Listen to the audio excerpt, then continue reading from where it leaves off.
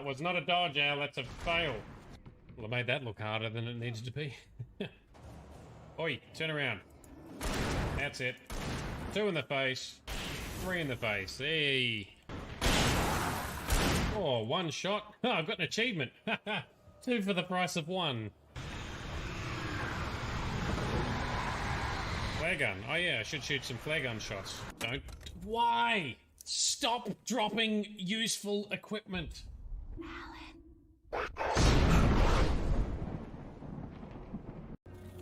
He's like Mary Poppins. He only shows up to those who need him. One big meditation stream session. Oh, hit my car. Oh, hit the traffic lights. There you go, Grizz. She wasn't fat. She was pregnant. Got to get. Oh, no. Yep. No, hang on. I'm stuck. Oh, this guy's upset. Go up the hill, bruh. It's turn around. Junk punch. We can just junk punch him to say, leave her alone, you creeper. Captain Planet is a hero. Sorry about that. When do we summon Captain Planet? Heading toward. Damn, that one was boring. Oh shit, well I just made it not so boring by yeeting off the dam. I'm calling that a win. Body's gone. Oh, that would be actually way more creepy. I'm with Alan on this one. Know what you did last summer. It's me, your conscious calling. Because the flare gun generates its own light, right? Oh. Alright, I like the flare gun. That's nice. Or did she just offer to, like, hook up with me and my wife? And to meet your wife. Thanks. I insist. Creepy. No, bad sign. Red flag. Red flag. Stranger danger. Strange. Old is an understatement. Jeez, look at it. Look, it runs on coal and steam power. Alice? Alice? Yeah. Cabins for rent in Nightfall. Oh hell. Don't throw your shit at me. He's down.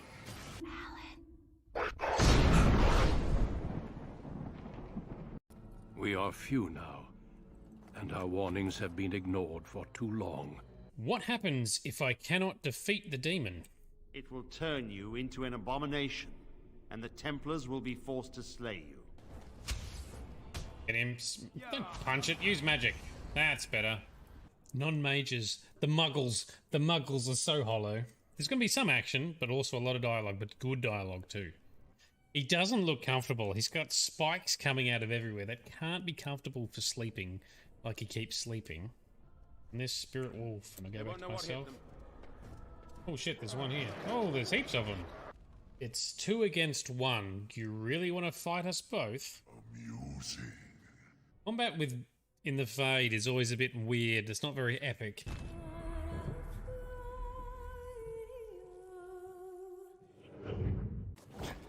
I'd say it's very immersive going through these little cracks.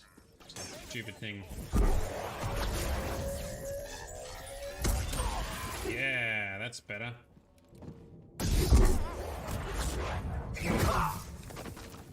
Oh no, we fell off. Oh, they know how to dig in to stop you grabbing them.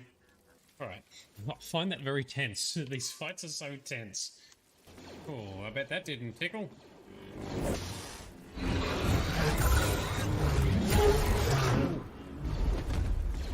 Stabby move. Fixed him up. I love saber throw. It's like my favourite move in all the Jedi Knight games. Some of these puzzles are making me feel very dumb.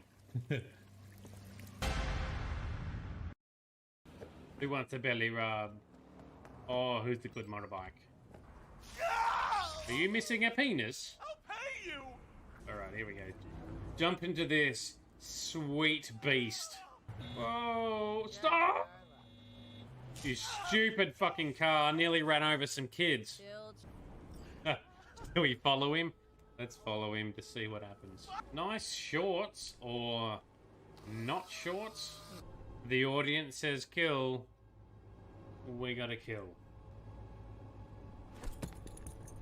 Good morning, night city, a day in the life. I was on my own, catching a ride. One behind. Yeah, I heard you coming. Heard you coming. Face, jeez. Oh, hate those big guys. Oh, shit. Oh, filthy birds. Reload. Dodge, you dickhead. Dodge. Fuck. Shut up, Barry. I don't care about you finding a quarter. Open the damn gate. Drive carefully, Barry. I'm crazy. Don't get cocky, Barry. Never get cocky. Ooh. All right, this way. My abs are copping a workout. I keep tensing up. That's what it's made of. Darkedness. Just like we embrace our nerdedness. Steady. Got it. Fuck. Haven't got it.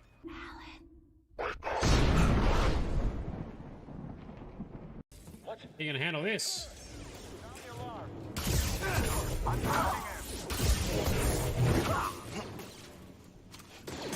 Cal, you there? Yeah. Done. Yes, spinny moves. Yes, now go punch him. Group attack. Someone else take him down. Someone else take him down. Drop it. There we go. That's much better. Alright, Hackett, VD, we might need his help. Now run at him. That's better. That's better.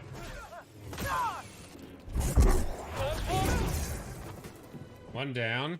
Who's next? Wow, she's been storing that away the whole time.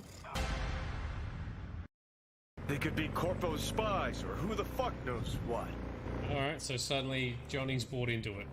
We're now in the shady side of town. Oh. Pierced it, we're in. Couldn't ask the NCPD for better records than this. Dodgy. You want trouble? Dodgy memory recollection. Oops, sorry. Wow, that's a... Sorry guys, my bad. Now who's man-spreading? Promptly. Whoa, a dodgy person calling. Get our hero on. Problem is, heroes just get other people killed. Good spot, thanks, Danny. That is very suspect. Oh, big jump, big jump. Ow. Good morning, night city, a day in the life. She's got many nips all dangling in your face. Massive powers of persuasion. Now, more than ever, we must stand together and rhyme. I probably should have thought to check in there, but I am too dumb. Are you gonna kiss him? You gonna kiss him? No? No, I wouldn't advise that. No problems.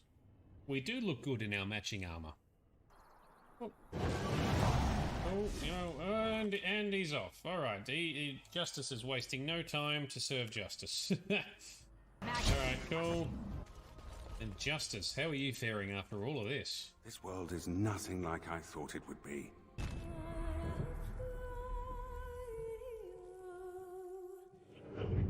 We will.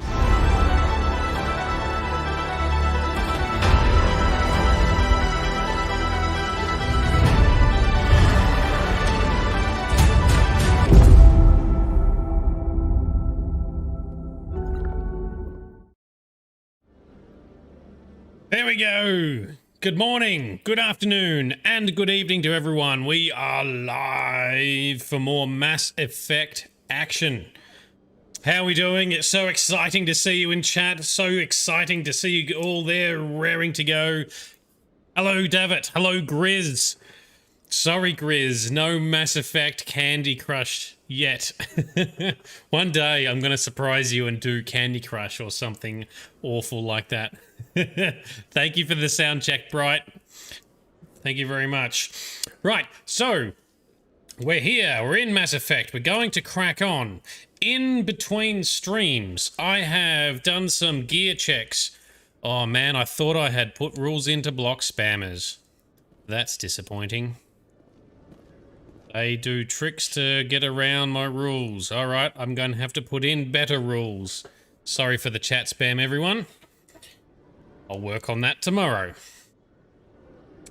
So in between streams, I have done some gear checks and swaps and upgrades and inventory cleanup. Yeah, 3 spammers at once. That's a combo, right? It's probably the same bot or something. I have done some skill point spending, so we're ready to go. I've walked around the Citadel where we can go just to sort of see what we need to do. We're here in the C-Sec offices here. I should crack this back to the normal view. There we go.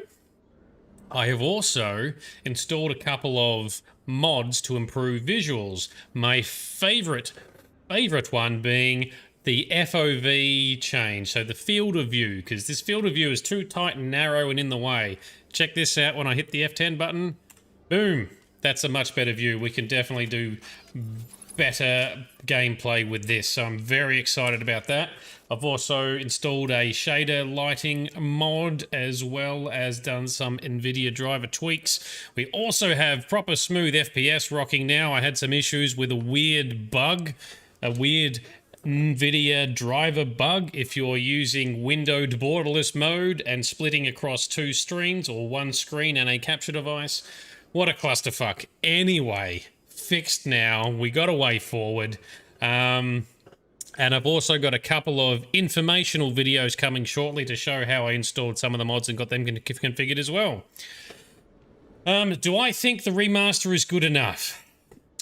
So far, I'm going to go with yes, but I am biased because I love this game series and I'm a big fan of doing remasters through mods. Now, the challenge is I don't know that they have necessarily remastered and fixed enough to justify the price tag. That's the only problem. Yeah, never happy love mods. Well, that's it. So the FOV, the field of view slider, that was something that's missing. That should have been in here. It's not in here. I had to get a mod. The mod was published in PC Gamer, I think, yesterday or something, and that's how I heard about it. And so this afternoon, I got it up and running. But anyway, we'll see how we go. But enough jibber jabber from me. Time to, I guess, crack on. So here we are. I've got our party. Our next step was to find Garrus Vakarian. Yeah, I will form more of an opinion about the remaster as we go into it. I guess the remaster is going to have more of an impact on ME1, which is this game. It has come up kind of nice, and they have used proper AI scaling for the textures and stuff. It definitely looks better, and it's nice and stable on a modern platform with modern graphics cards and hardware. That probably wasn't going to be as good with the original game, so that all definitely helps, but time will tell to see how good the remaster actually is. It's probably not worth a full price game, but we'll see. We'll see. Oh, you liked my background too. Yeah, check it out. Green screen and animated. Ooh, yes. So I made I made the background and I've got my green screen up and running. So hopefully that's looking good. And my Garrus Vakarian shirt sometimes gets little bits of transparency through the green screen as well, but hopefully it's working okay. Yeah, all right, so here we are. We're in the C-Sec Academy because we're looking for Garrus Vakarian. Now, he was a Turian who's looking for Saren. He's investigating Saren, the bad Turian that we saw on Eden Prime in the last episode. And I'm not showing... Yeah, and not showing his shirt. Yeah, it's maybe because I've tweaked the lighting a bit. I don't know. We'll see. Happy that it's working well enough. So we've recruited Talizora, who's a Quarian. The Quarian race are very technologically advanced people. They were eradicated from their own home world by their own AI that they created. The Geth, which is the Geth that we encountered on Eden Prime earlier, in control by Saren. We've since proven that Saren is in league with the Geth and doing dodgy stuff. The Council revoked his Spectre status, and we became the first ever Spectre, which is basically like a special agent like James Bond or something to that effect. We've recruited Rex the Krogan here, and now we've been looking for Garrus. Here's Garrus Vakarian over here. He's my boy on the shirt, and he's one of the most famous or most popular characters in the game. He is awesome. So, let's talk to Garrus. Congratulations, Shepard. Heard they made you a Spectre. I'm glad somebody got the Council to see Saren for what he really is. I appreciate that, Garrus. I resigned from CSEC after the Council ignored my investigation. Oh, he resigned. Politics. You're the only one who seems to be doing anything about Saren. Let me come with you. You're a Turian. Why do you want to bring him down? I couldn't prove it in my investigation, but I knew what was really going on. Saren is a traitor to the Council and a disgrace to my people. Welcome aboard, Garrus. Oh, that was easy. This, Shepard. That was a very short... that was super short. I thought he was going to talk more. Alright, well, we're going to go with Tali and Garrus for now. That means I need to do a quick level up of Garrus then. We don't need his decryption skills because we're at Tali for that. So let's up his armor. We need to make him tougher. And make him his Turianness. Oh, he's a sniper. Okay, so he's a assault and sniper rifles. Okay, well, we'll get him using assault rifle then. You can use some better armor points, and you may as well get better at assault rifles. That'll do for now. Welcome to the party. I used to have an office here. Spent half my time doing paperwork. Good, and Tali. When I first arrived on the Citadel, I spent nearly 3 hours being questioned by the officers here before they would let me enter the wards. Yeah, Quarian are often sort of viewed as gypsies or dodgy kind of characters. They're not often welcome in many places because a lot of people think that they're just dodgy scavengers, which is a bit rude. Quarians aren't too popular with Citadel security. They think we're all beggars and thieves. Yeah. Cool. All right, let's carry on. We are going to go to the wards locations to Chora's Den. So this is the bar and nightclub. We've got a couple of side quests here. One is to talk to Harkin, who is the former human CSEC member. He was trying to get us in contact with... Was he looking into Saren? I can't remember. Was he looking for... Was he our contact to meet Garrus? I don't know. We've met Garrus in the meantime anyway. But also, there was a general in here who we needed to talk to for the consort, because he was harassing the consort or over-simping, being too much of a simp to the consort. I can't remember. But anyway, we're in the nightclub. Let us... I think if we go over here, we can get a dance. Here we go, Grizz. There we go, let's... Oh yeah, we can sit forward as well, can we? Such immersive. I think the dancing gets better in the later games. Alright, enough of that, we got work to do. Let's talk to the bartender. I'll get to you when I can. Okay, she does not have much to say. What about this random dude, Krogan? I got business here, but not with you.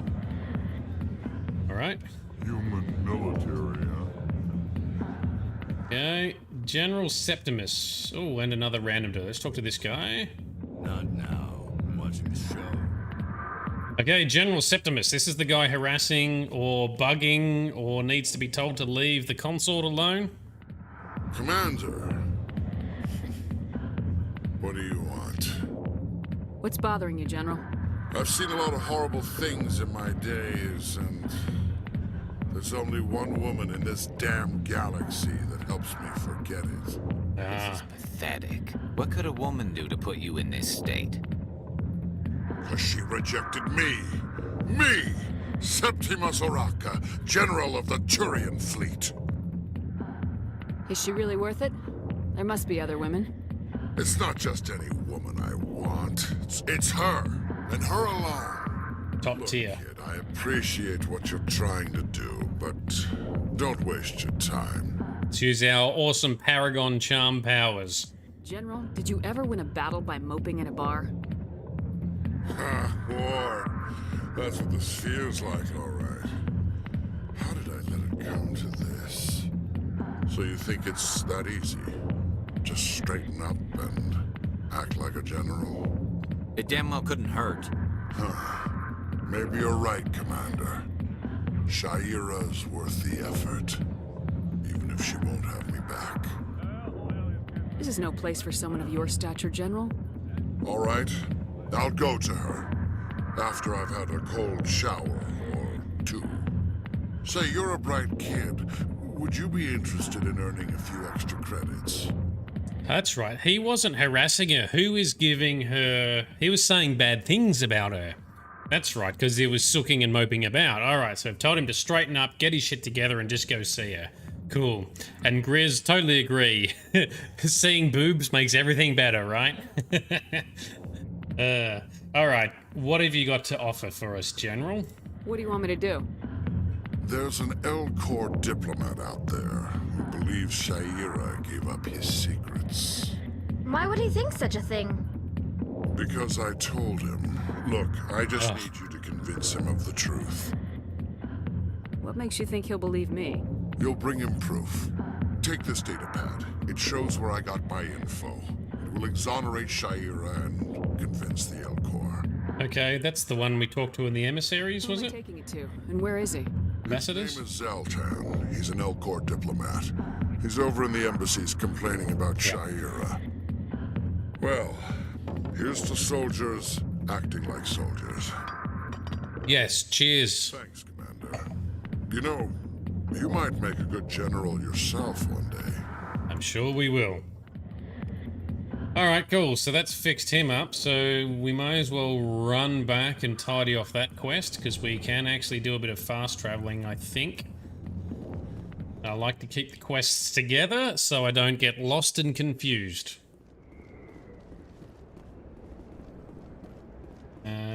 Fast travel. Presidium.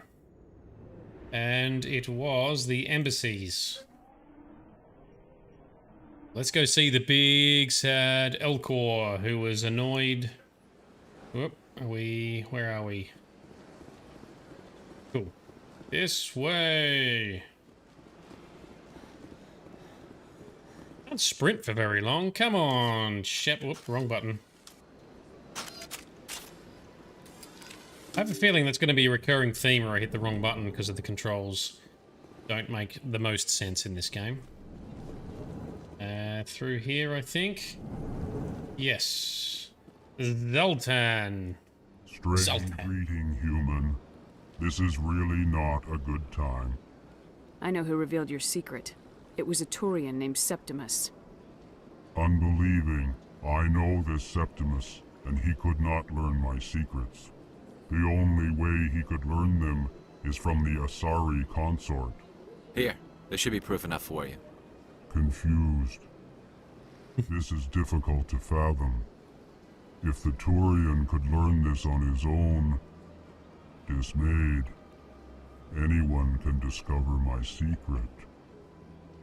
Septimus is a powerful man, and it wasn't easy for him to find. Relieved. True. I suppose you are correct, human. Thank you for this information. Startled realization. I must speak with the consort. She will be most displeased with my actions. Anxious request.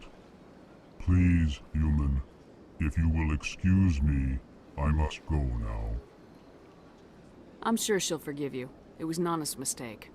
Doubtful. Perhaps you are right, human. I can only hope so. Thankful. That was a great thing you did, Commander. Approving. You see, Din, not all humans are as you say. I'm sure the Earth Clan stands to profit from this in some way. Oh, come on. I'm trying. Do not listen to my Volus compatriot. It was no worries. Did, regardless of your intentions. You're welcome, Eeyore. They are funny guys. They always sound sad, even when they're happy. He was very happy for the help. Alright, back to Chora's Den. Via the fast travel. Boop. Oh, hit the right button. And Chora's Den. Cool. So back into there, we need to talk to someone else in there for some reason. Harkin, that's right. The drunken former CSEC officer. And then I think we go back to the consort, right? To tell her that everything's all good. Probably should do that very shortly. Go away. Let me drink in peace. Oh, we can't talk to Arkin. Go away. Well, that was a waste of time. Ugh. Alright, let's go back to the consort to close off that quest line then. Then we'll come back to the wards, to the market district, and then we shall venture on into action. Oop, nope, don't go through there. We want the fast travel point. Presidium, please. And it was consort chambers.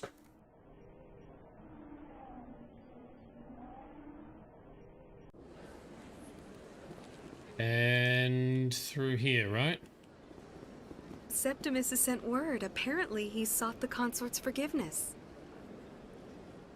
Yes. We can go speak to Shaira. That's right. It was a long time ago, though. I barely remember it. What drew you back to the Citadel and to the consort? I don't know exactly.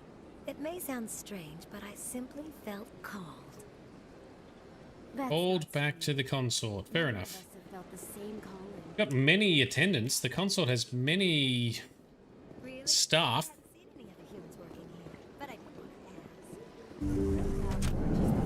Quick save. It's only a matter of time now that your species. Commander, I recently received a lovely note from Septimus. Thank you for speaking with him. Even the Alcor diplomat has withdrawn his campaign against me. It was my honor to aid you. You are too kind, Commander, but I would not expect you to help me out of the kindness of your heart. I also have one more thing to give you, if you're interested. I'd be honored. I offer a gift of words, an affirmation of who you are and who you will become. I don't know words. I see your skin, tough as the scales on any Turian, unyielding, a wall between you and everyone else, but it protects you, makes you strong. It is that strength that people are drawn to. It is why you lead and others follow without question. You will need that leadership in the battles to come. This may be who you are, but it is not who you will become. It only forms the basis for your future greatness. Remember these words when doubt descends, Commander. You have quite a gift, Shaira. Thank you. Not everyone appreciates it as you do. Never underestimate the power of words. Here, Commander. In light of your efforts with the Alcor ambassador, I would like you to have this small trinket. Okay. What is it? Better than words. A small mystery. I have never learned its use or purpose, but I sense it is time for me to pass it on. And now I must ask you to leave. I have done everything I can for you. Remember my words, Commander Shepard. They will give you strength. Yeah, so she gave us dodgy Shakespearean words. Sparkle Sauce isn't sold on it.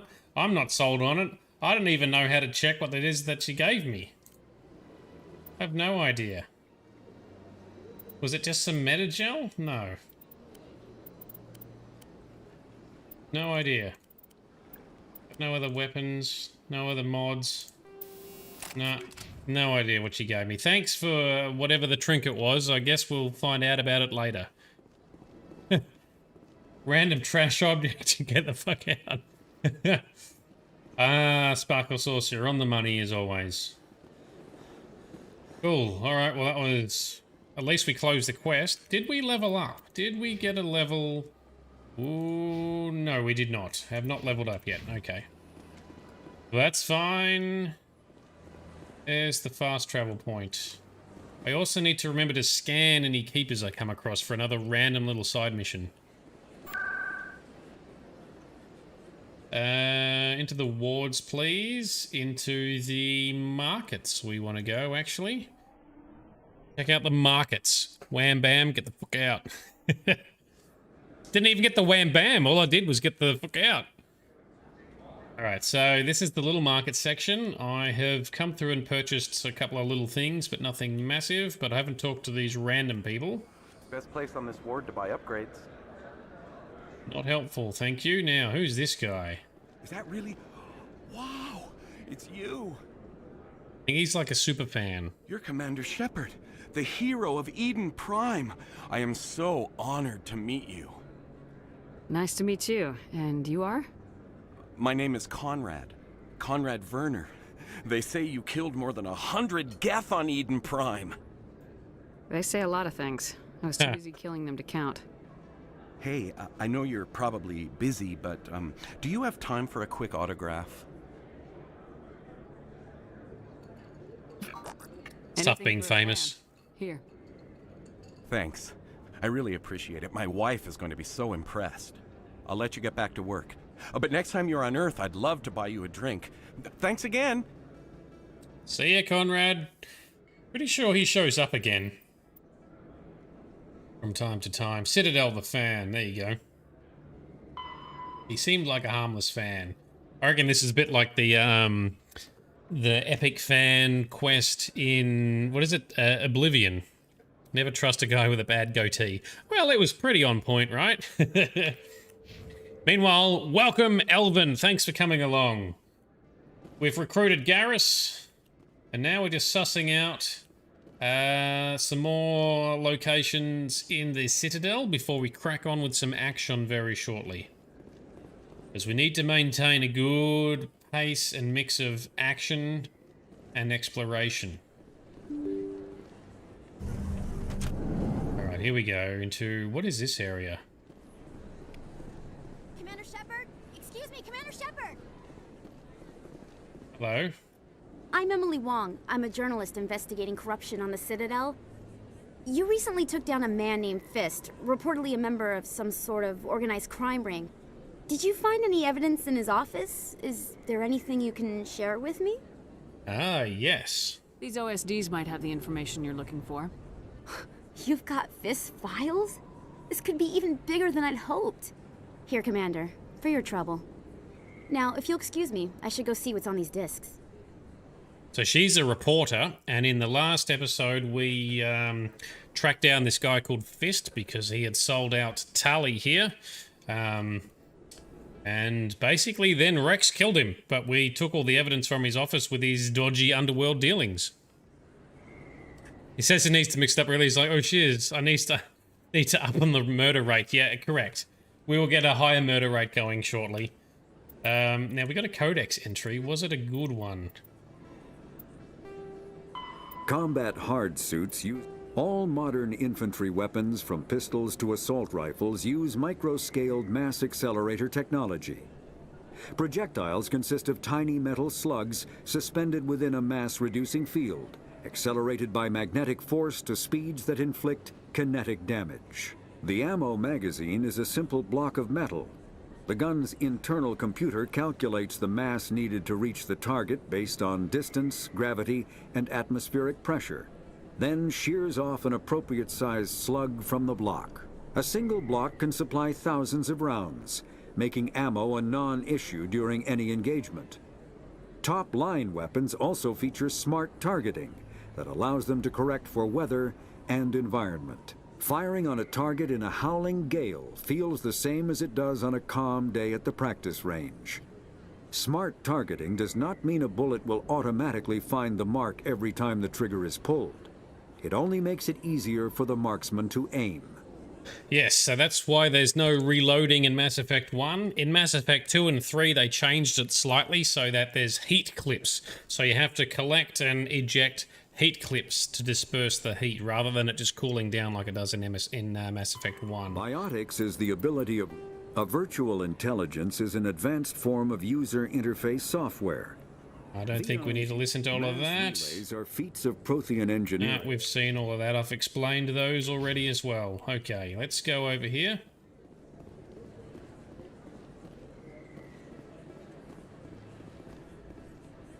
Well, that's a cool view over part of one of the wards, I guess. That's a city. There you go. You can sort of see there's the multiple fingers of the citadel, and we are on one of the wards, which has one of the cities laid out before it. Friggin' massive. What else is in here? This just leads to an alleyway, does it?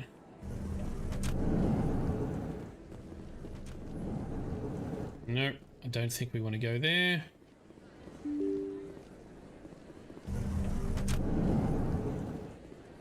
Med clinic. We haven't been to the med clinic yet. Let's do that, and then I think we've covered everything.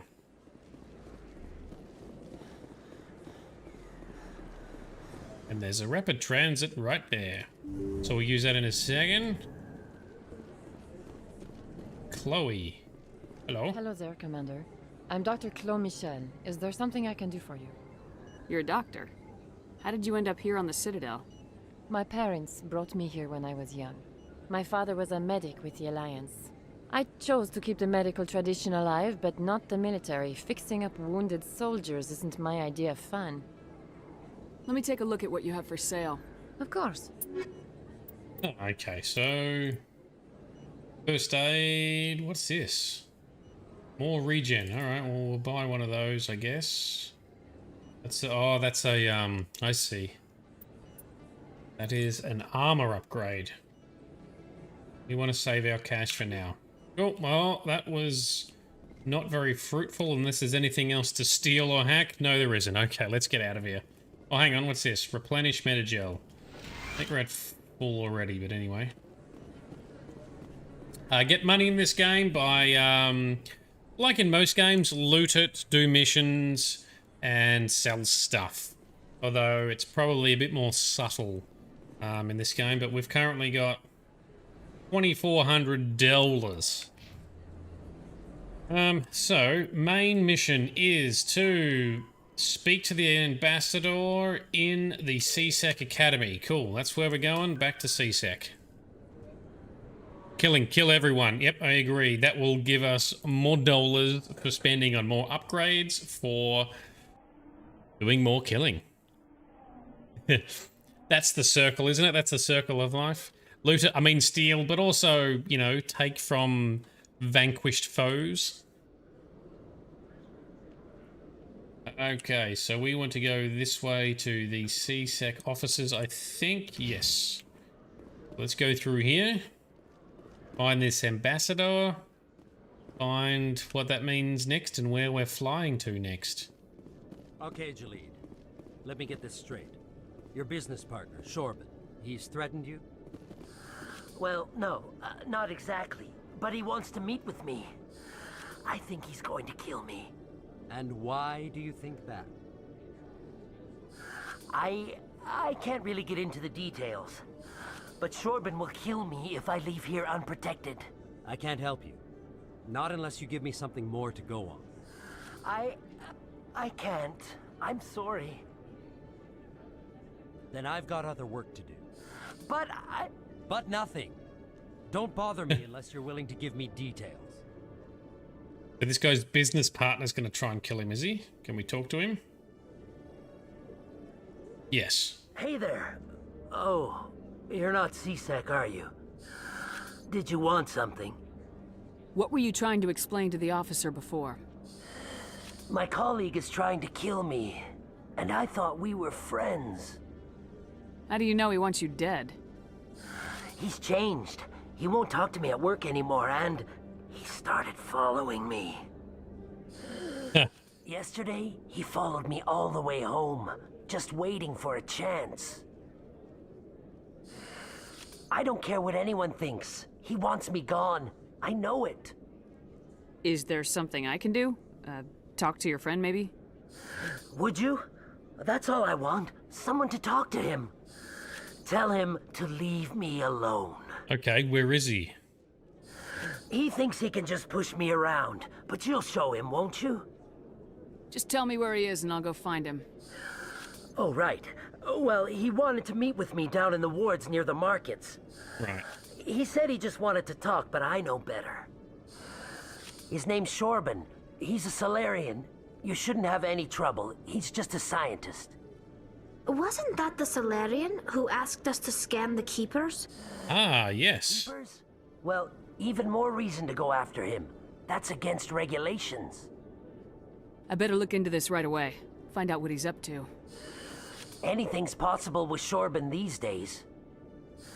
Well, good luck. I'm not gonna eat the short guy. Come on. Not yet.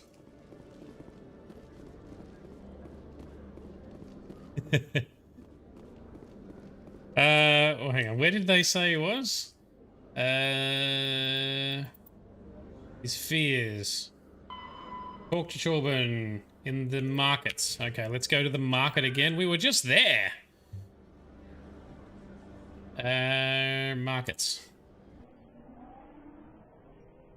In the woods. Sorry, Grizz. I know I'm boring for not eating innocent dudes. Well, maybe innocent. So Shorban is here somewhere? Is it these markets? That's a dead end. Oh, is there something down here? Is this the lower markets? I don't even know if I've been here. Oh, I have not been here, have I? Shorban. Commander, I wasn't expecting to see you again. Is there something you want? You can start by telling me the truth, Shorban. I'm not sure what you're referring to. My experiments are... We're not buying it. Jalid told us you've been after him. You spoke with Jalid? Then you know about the data? No, but you're gonna tell me everything. That's right. You boys can go. Oh, he's got muscle. Looks like my plans have changed. It's not as bad as you think, Commander. Jalid and I just got a little over our heads. Keep talking. Hmm? The company we work for developed an experimental procedure for use in medical scanners. Jalid and I saw even more potential, so we stole the plans and secretly developed a tool to scan the Keepers. Can you imagine? A tool that can actually get readings from the Keepers? What's so special about that? Yeah. Keepers are almost impossible to scan, and you can't capture them or get samples. They just self-destruct. After centuries here, we still don't know anything about them. Don't you see? We were the first to scan them, ever. You've seen it yourself, Commander. You know we can do it. Sparkle Sauce, the Keepers are the weird bug-like dudes that maintain the Citadel. So no one knows anything about them. They're just part of the Citadel. They do all the maintenance and whatever else. It's now illegal to interfere with them. And when, the first races first arrived on the Citadel, the Keepers worked with them or just assisted them in settling in. And when you make rearrangements to a part of the Citadel, they just help and make it even better. So yeah, no one even really knows much about them, why they're here. They just seem to have their own business in mind to just keep running the Citadel. You regret asking. Sorry. Well, now you got the answer. That doesn't explain why you're trying to kill your partner. I'm not trying to kill him. Jalid's job was to disseminate our initial findings. But he decided to keep the data for himself. Maybe to sell it. I don't know. So you're just trying to get back what Jalid already stole? We lost our heads. We just couldn't let an opportunity like this pass us by. Commander, if you'll just continue gathering data for me, imagine what we might learn. You'll stand to make a bit of a profit yourself, remember? I suppose a little scanning here and there won't hurt anyone. Very good. Yeah. Maybe if you wouldn't Hopefully. mind speaking with Jalid. The data you're gathering for me is useless if Jalid won't help me analyze it. If I have time, I'll talk to him. Thank you. And happy scanning, Commander. Oh, Grizz, you're sick. That's no good. Lucky you've got... lucky your wife is a keeper. And she can tend to you. Diligently. Just don't interfere with her, because it's illegal, remember? Are you sure the gin didn't make you better? Maybe you just need to have more gin. Where are we going? We are going back to CSEC, aren't we? In the wards, yep. Oh, whiskey. Upgrade from gin to whiskey. I like it. Which way are we going? Is it this way? Sorry, dudes. Oh, that's the requisition office. This way to the offices. Whiskey and green ginger wine. Family remedy. I'd give it a go. What's the worst that could happen? Alright, Jalid, I've got your shit sorted. Hello again. Did you have any luck finding Shorben? I found out you've been lying to me, Jalid. Lying? Why would I lie to you? You forgot to mention the data about the Keeper. He told you? I didn't mean for any of this to happen. I was afraid Shorben would kill me to get the data, so well, I was hoping you'd take care of him. I'm scanning the Keepers for Shorben, but you two need to stop fighting. Yeah. You're helping us? Work together. Well, teamwork! If you say so. Well, if Shorben can forgive and forget, then so can I. I appreciate the help, Commander. I better go get that data analyzed. Hey, finally. That was a pointless little random quest. Ugh. So, agrees you don't have the plague, but brains are starting to sound tasty, are they? Death is only the beginning. Oh, what's that a quote from? I know that. It's either from a game or a movie, right? Hello, Commander. Alright, he's got nothing for me. What's in here? Decryption skill too low. Can we upgrade Talizora's? She's got. That's for AI hacking. How high of a decryption skill does she need before we can get in? I can't spend any points on that yet. Alright, so I guess we're not breaking into that computer yet. Wrong button. Stop it. Put it away. You always see a few civilians hanging around the academy waiting to speak to an officer about some problem or other. Nothing in here. Where is the ambassador we're looking for? Ooh, what's this? This is a keeper. Apart from Grizz's wife, this is also a keeper. Alright, scanned it. Tracking terminal. Oh, we got a codex for that too, did we? Oh, it's a secondary. We know what secondary codex is. That one. Nope.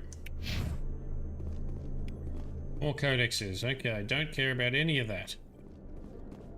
That's a disabled lift. Alright, we are definitely not in the right place here. Mission. Expose Saren. Speak with the ambassador. Provide you with a ship and meet him at the Alliance docking bay, accessible through the central elevator in the CSEC Academy. Right, so we're going to go back to the elevators. Awaiting Grizz's next cameo in Alan Wake. Shadowy fiend with the creepy voices.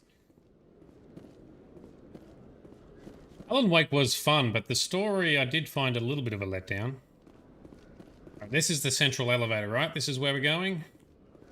Docking bay, yep. Coming up in a report later today, Emily Wong investigates corruption on the Citadel and uncovers a full-blown crime syndicate. Hey, that's Emily who we talked to and gave her the data for. You're in the game, you were Trevor. Who the fuck was Trevor? Let's do a save. No, we can't do a save. Now we can. Here we go. Here's Udina and Anderson. I've got big news for you, Shepard. Captain Anderson is stepping down as commanding officer of the Normandy. The ship is yours now. She's quick and quiet, and you know the crew. Perfect ship for a Spectre. Treat her well, Commander. I want the truth.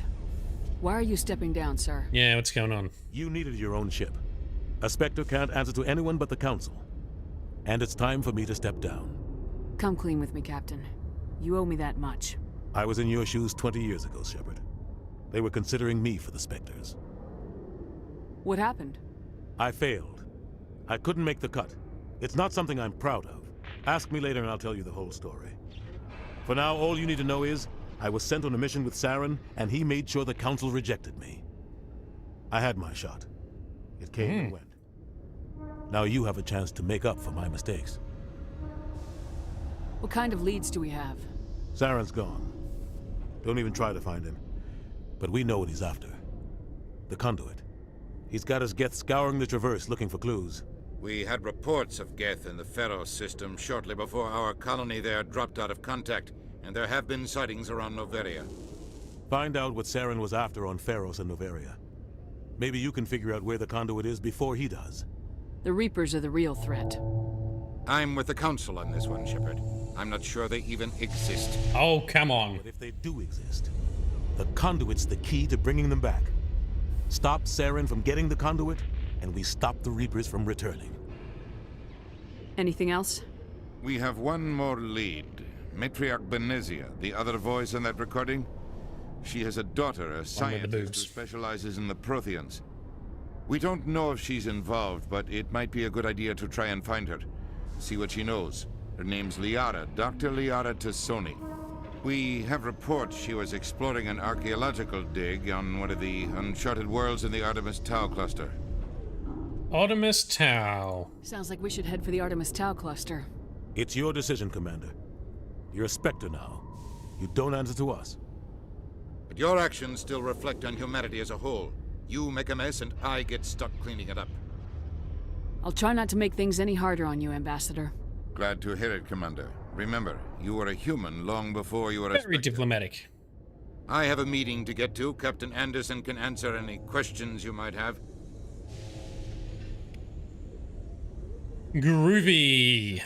So, Grizz, your shadowy zombie self was a small part in Alan Wake, and I didn't trigger the side quest, hey? Oh, well, I'll get you in the next one. Alright, so Artemis Tau is where we're going to go next. What about Captain Anderson? What else you got for us, bruh? Yes, Commander? How are you holding up? Honestly, this isn't how I pictured my career coming to an end. Pushing papers really isn't my thing, but you're the one who can stop Saren.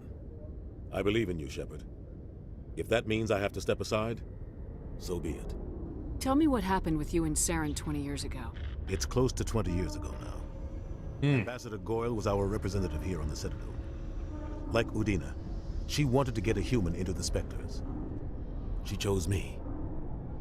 The Council sent Saren to keep an eye on me and evaluate my performance, just like they sent Nihilus to keep tabs on you. Why weren't you honest with me? It's not something I'm proud of. I had a chance to become the first human Spectre, and I failed. Saren made sure of that. I think I deserve the whole story. Yeah, come on, Cap. On a rogue scientist being funded by Batarian interests. He was trying to set up a facility to develop illegal AI technology out in the Verge. Alliance Intel had done all the work, but the Council wanted a Spectre involved. We compromised. I was assigned to help Saren in his investigation. We tracked the scientist to a refining facility on Kamala. He was hidden away somewhere inside, protected by an army of Batarian mercenaries. The plan was simple. Sneak into the plant, capture the scientist, sneak back out. Quick, quiet, and a minimum of bloodshed. I'm guessing things didn't go as planned? Saren and I split up to cover more ground. Then about halfway through the mission, there was a massive explosion in the refinery core. Officially, it was ruled an accident, but I think Saren detonated it on purpose to draw off the enemy guards. How many casualties? The explosion tore the refinery to shreds. The whole place was on fire. Black chemical clouds poured out into the atmosphere. Nobody inside survived. Oh, There wow. was a camp for the workers and their families nearby. Between the fires and the toxic fumes, the final death count was over 500. Mostly civilians. Saren didn't care. The target was eliminated. Mission accomplished. And I ended up taking the blame. That ended all talk of me joining the Spectres. Ow! Saren caused the explosion. How'd he pin it on you? In his report, Saren accused me of blowing his cover. He said it was my fault the guards were ready for us.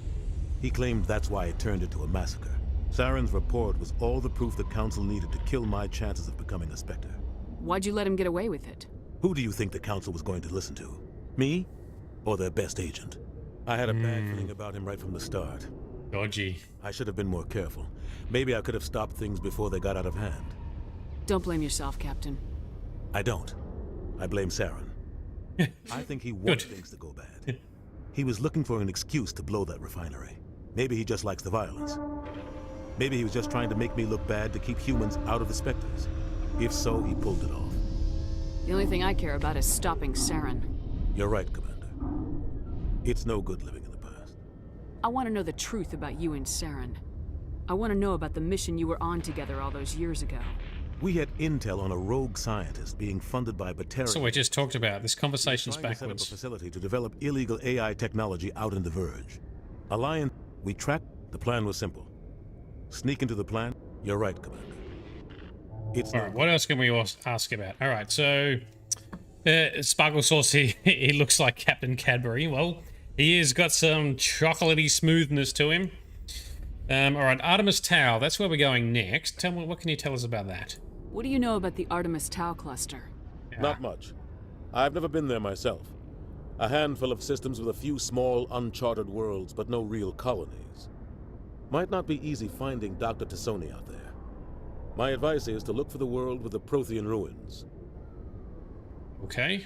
Any extra intel you can give me on our colony at Pharos? The entire planet used to be one giant Prothean city. Mostly ruins now. But some of the infrastructure is still intact. The colony tried to build on what the Protheans left behind. We lost all contact with them when the Geth attacked. What can you tell me about Novaria? Novaria's trouble. Always has been. The whole planet's basically a center for corporations to conduct illegal research. Watch your back there, Shepard. Spectres are about the only form of Citadel authority Novaria respects. But they aren't popular. All right, well, that's everything. Let's go. I'll be here if you need anything. It should go. Normandy weapons inspect. Oh, did we get a cool codex entry for that? In the early 2160s, the Alliance began aggressive colonization of worlds in the Skyllian Verge. I'm not gonna worry about that one. Pharos is a habitable world in the Attican Beta cluster. 2/3 of the habitable surface is covered with the ruins of a crumbling Prothean megatropolis. Wow, that's a big city. Imagine that. The Prothean extinction. The ruins have been repeatedly picked over by looters many times. Well, that's not where we're going. There are between 200 and 400 billion stars in the galaxy. It's a lot. And less than 1% of them have ever been visited or had their systems properly surveyed. And that's just within our galaxy. Early expansion into the Attican Traverse was haphazard. A desperate race to claim habitable planets where populations can be economically settled. Ignored in the wake of this land grab were thousands of less hospitable worlds, each potentially rich with industrial resources. The wealth of entire solar systems lies untapped, waiting for corporate survey teams or independent pioneers to discover and exploit them. However, this is not an easy task. In addition to the environmental hazards, the fact that uncharted worlds are largely ignored makes them popular bases for criminals, revolutionaries, cults, and others who wish to remain unnoticed by galactic society. All right, thanks, Codex. So yes, Mass Effect is based entirely within the Milky Way galaxy, so it's only within our galaxy, and it's still massive and only 1% charted. Oh, there's another keeper up here to scan. Got him. Alright, let's carry forward into our ship, out to the Artemis Tau cluster, and let's find our next crew member. Stand by, shore party. Decontamination in progress. Thank you, AI robot lady. Heard what happened to Captain Anderson. Survives 100 battles and then gets taken down by backroom politics. Just watch your back, Commander. Things go bad on this mission, you're next on their chopping block. I love Joker. Time for some murder, hopefully. Yes, Grizz. Bit of action. Captain Anderson should be the one in charge. It's like I'm stealing the ship from him. Yeah, the captain got screwed. But it's not like you could have stopped it. Nobody's blaming you. Everyone on this ship's behind you, Commander. 100%. Intercom's open. If you got anything you want to say to the crew, now's the time. Alright. Let's do an announcement to the crew. This is Commander Shepard speaking. We have our orders. Find Saren before he finds the conduit. I won't lie to you, crew. This mission isn't going to be easy. This began with an attack on a human settlement in the Traverse. But we know Saren won't stop there. His Geth armies aren't going to stay on the far fringes of Citadel space. Our enemy knows we're coming. Wherever he searches for the conduit, we'll be there. We will hunt him to the very ends of the galaxy and bring him down. Humanity needs to do this. Not just for our own sake, but for the sake of every other species in Citadel space. Saren must be stopped, and I promise you all, we will stop him. Yeah! Well said, Commander. Captain will be proud. The captain gave up everything so I could have this chance. We can't fail. Oh. Such inspiration. Let's go to the control deck. Alright, nav manual. Does that tell us how to use the thingy? So we've got three main missions, right? Geth Interest, Pharos, and Novaria. We're not going to those. We're going to the Artemis Tau place first. Yeah, I love Joker. Seth Green, Joker, awesome. Oh, we can talk to Navigator Man. What can you tell us? If anyone has to take over for Captain Anderson, I'm glad it's you. I'm not sure about having non-humans on our ship, though. Oh, don't be racist. We're all on the same team here, Presley. With all due respect, ma'am, that's what they said about Nihilus. Look how that turned out. I'm in charge here, Presley. I decide if we have non-humans on this vessel. Yes, ma'am. Understood, ma'am. Speak freely, Presley. I want to know if you have a problem with non-humans. It's not that, Commander. Humanity has always handled its own problems. Saren attacked one of our colonies. We should be the ones to stop him. We don't need their help. Some people think asking for help is a sign of weakness. Yeah. Being stupid and stubborn. Exactly. No matter how strong you are, allies can make you stronger. I guess so. Maybe I'm just stuck in the old ways of thinking. But don't worry, Commander. This won't be a problem. Applies to real life too. Asking for help or getting help doesn't mean you're weak. Actually, sometimes means you're even stronger because you can admit that you need help and then you achieve it better in the end anyway. Alright, what else we got, Presley? How did you end up assigned to the Normandy? I signed up with the Alliance as a navigator right out of school, following in my grandfather's footsteps, I guess. My first posting was on the Agincourt. We were one of the first reinforcements to arrive at Elysium after the Blitz hit.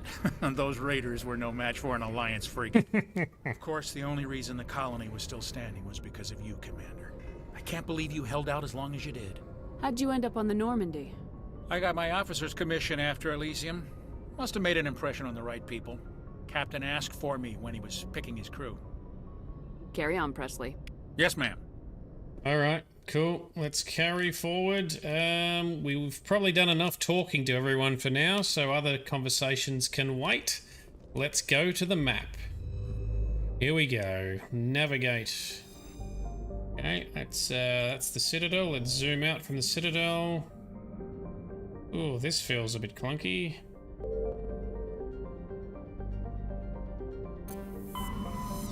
Okay. How does this even work? Oh, out again. Okay, so Artemis Tau over here. Liara's dig site. Okay, cool. I think this is a side mission. I'll check out in between streams because side missions can be rather tedious. Let's go to Artemis Tau and find this Liara. Oh, we got to explore some shit in here, do we? Try Sparta. Travel to another system? Yes.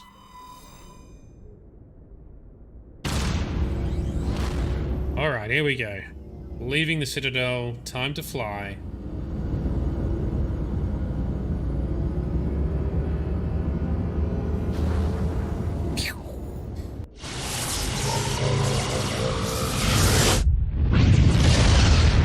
Through the Mass Effect relay to the other relay in another system.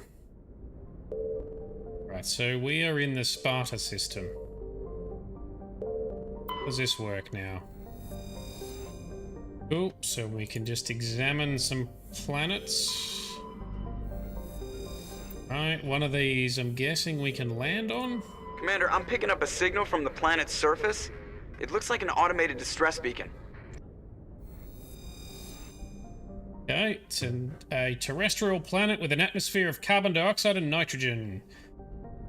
Edolus's surface is covered by wide deserts of silicate sand with only a few areas of igneous rock highlands to break the abrasive dust choke wind. Alright, well let's land, I guess. We gotta search these planets and find Liara. Let's take Talizora and Garrus Vicarian. Let's go accept.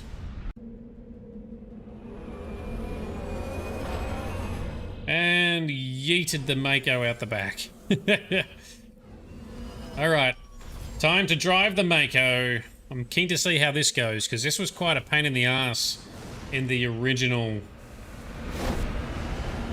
Mass Effect, but I think they've improved it. Okay, so something behind us to check out. No, go that way. So you steer with the mouse. Ugh. Be better if it had manual steering, but anyway, this is the way we go. Booster activate! Booster activate, jump jets! Whee! Alright, there's something out here on the map, right? Yep. Let's suss it out. Okay, we got many Borats. And that's a Thresher Maw.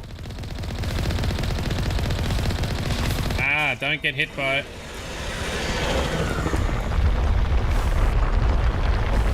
Alright, so Thresher Maws are big nasty worm things. Don't get hit.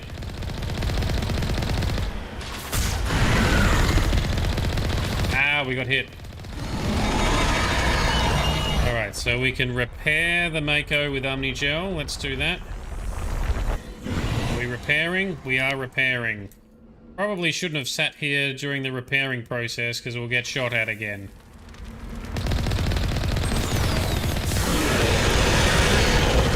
Ah, they're so tough.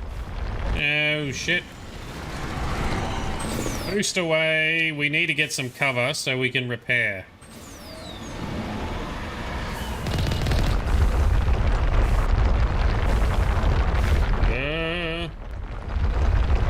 Oh, now we've got little hentai tentacles. Driving in my case is shit crashing. Yeah, somewhat. Tentacles down. Oh, that missed. That's good.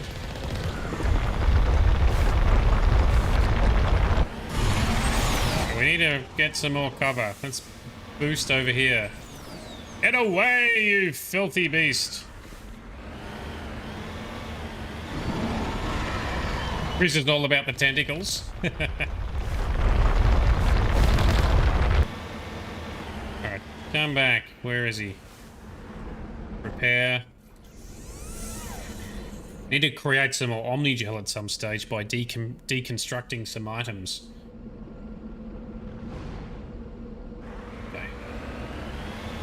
Where did it go?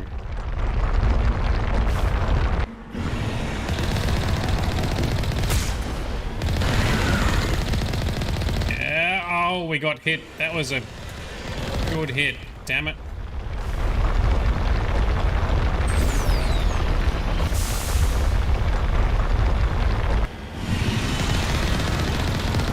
It's getting weaker. dodge that shit. Oh, we did not dodge that. Can we jump the splooge? No, not really. Hey, is that dead? That's nearly dead.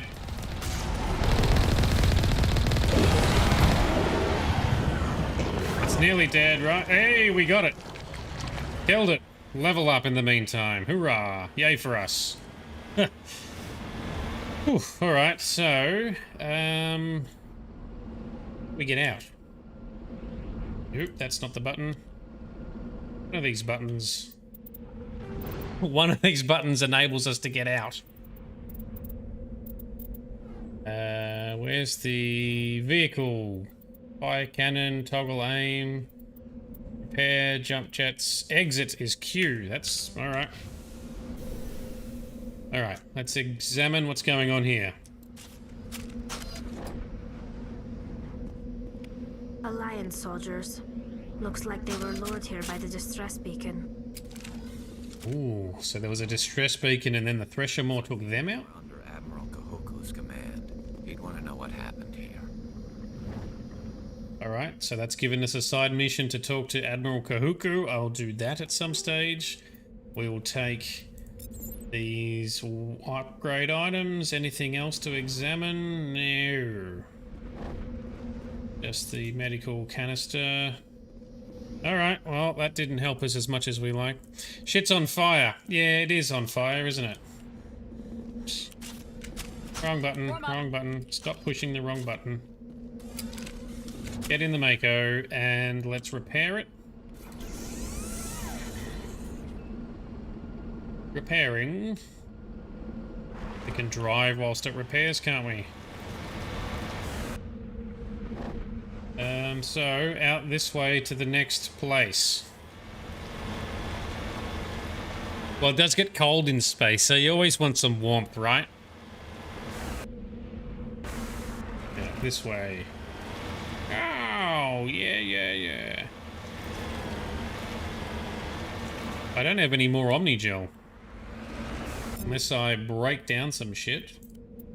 I think I've sold everything. What is this? A sniper rifle. There we go. We can turn it to Omnigel. Yes. How much did that give us? 4. That was 4 Omnigel. Right. Ah. Gonna have to just do better and not fail so much. Get to the right some more.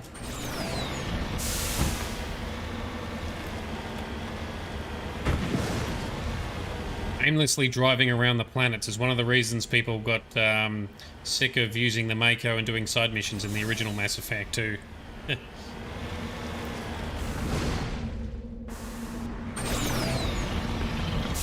What's down here?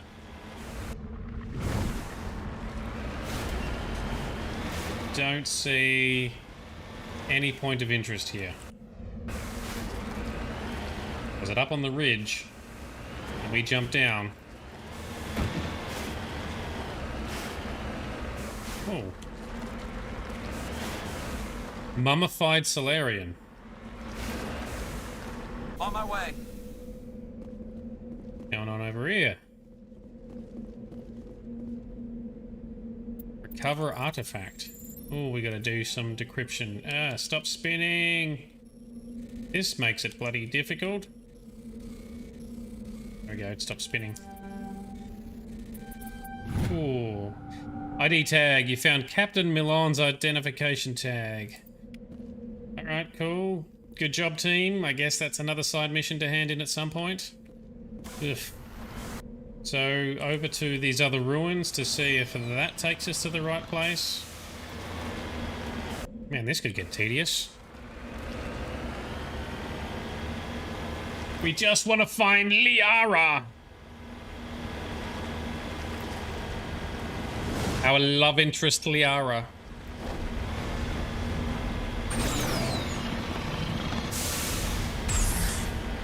Yay!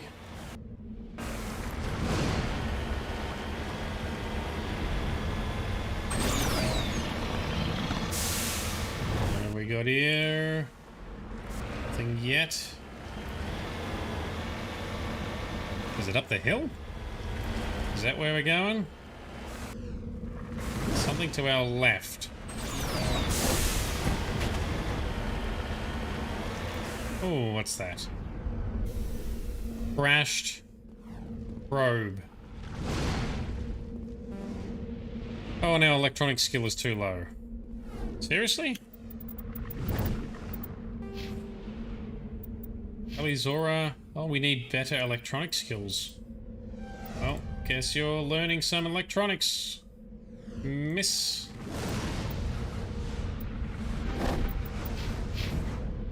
Now we can... Oh, still too low. Oh, don't worry about it then. Let's get into the Mako and get back to the ship, because that was a shit planet. Ugh. Take us to the good planets.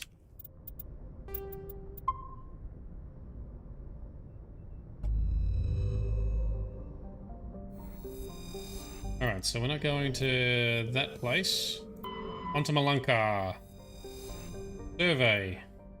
Gas deposit. Okay. Yay, we got a gas deposit. Survey... No, okay, that's... Nope. Alright, so we've checked all the planets in here. Onto Gnosis.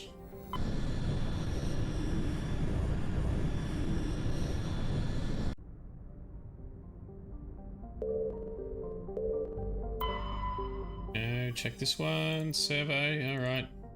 So we gather resources this way, right?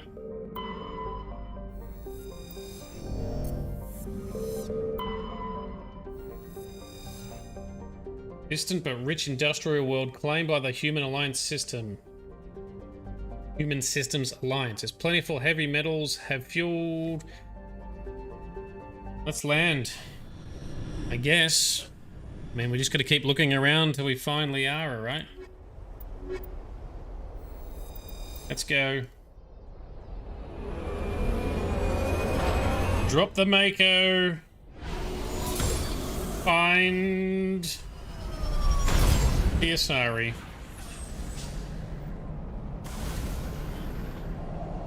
Commander, I'm picking up some strange readings. Really strange, like off the damn charts. It looks like it's coming from an underground complex a few clicks away from the drop zone. Thanks, Joker. We'll check it out. And hopefully not die in the lava. What are we going to be fighting here?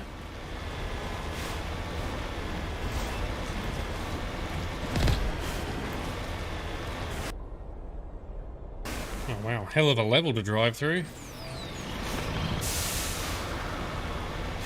Does look pretty though. Nice sunrise over there. Glowy lava. Hit the turbo.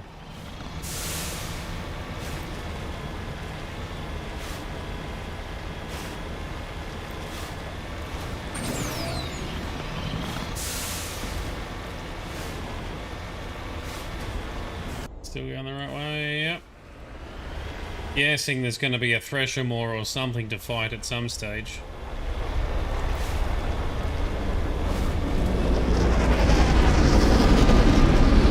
It's a ship. Why is there a ship? That looks like a Geth ship. It is. Codex entry. What codex did we get? Non-sapient, Citadel, planet Earths and locations? No.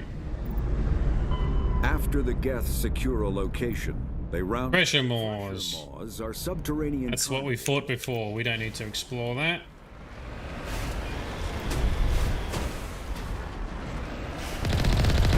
I don't think I can shoot an entire epic ship down, Grizz, but I like the enthusiasm. One down. One to go. Oh, dodge left.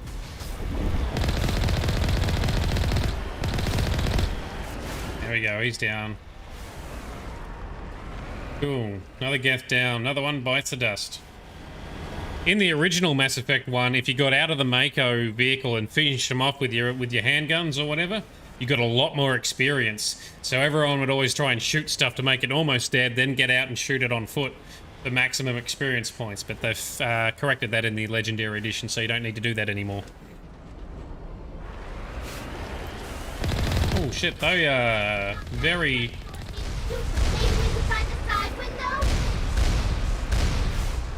What did you just say, Tally? And these are shit guns.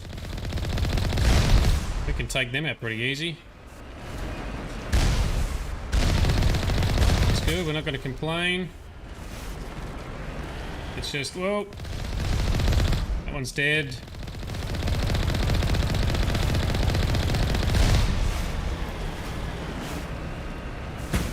Oh no, don't tell me I got stuck. Ha! There we go. But there's a lot of Geth stuff here. There's a lot of red dots on my mini-map, which is blocked on the screen by my portrait. Okay, so we can't go through here. Right, I guess we go around the long way then. Yep, something is trying to shoot at us.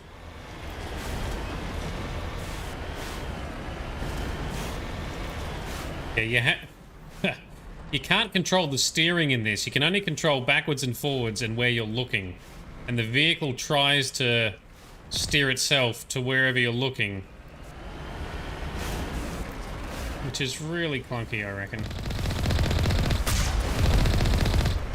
Turret down.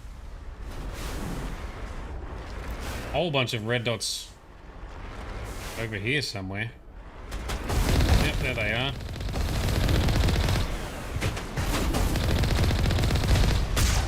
Blow some shit up. Yeah. Yay, explosions! Whee! Yes, it's absolutely the worst kind of steering, Sparkle Sauce. Really annoying. Makes me look even worse than I already look. And I don't need help looking bad at driving. I can manage that all on my own. Just like that. Come on, turn forwards.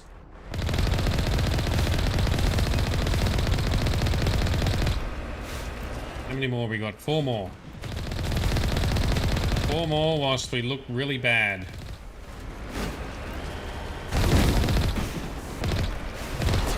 I wish I could manually steer the vehicle myself. I cannot. Oh, come on. This is just ridiculous. Lucky you've got jump jets. Where is he? Is one here somewhere. There he is. Okay, anything else here?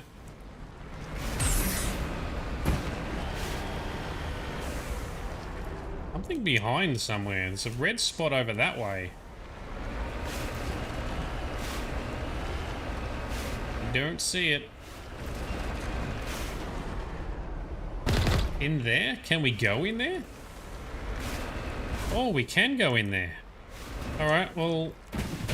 Fucking hell. Just... Yeah, so it goes backwards and forwards depending on what it thinks is the best way to spin the vehicle in the direction I'm pointing. Oh, man. Well, it was meant to be made better, but this does not feel better. That's the wrong button. Alright, so let's see what's in here. We know there's something in here. Oh, we don't need to wear a helmet. Go down. All targets down. Override and steal some shit. There we go. Yoink. All targets down. That means we can holster weapons. Oh, and we can open the gate. Excellent. We just got to run all the way back around again.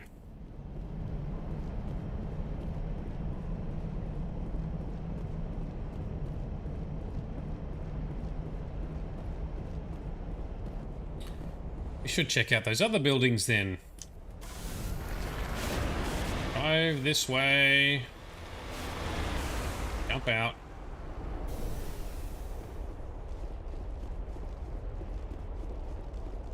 Anything in here? There'll be like one crate of... Nope, nothing. Come on, give me something for my efforts.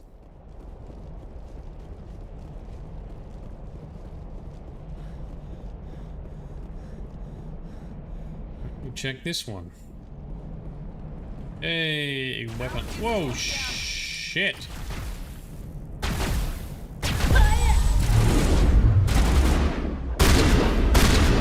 Biotic powers for the win. That's how we do it. And there we go. Area secured.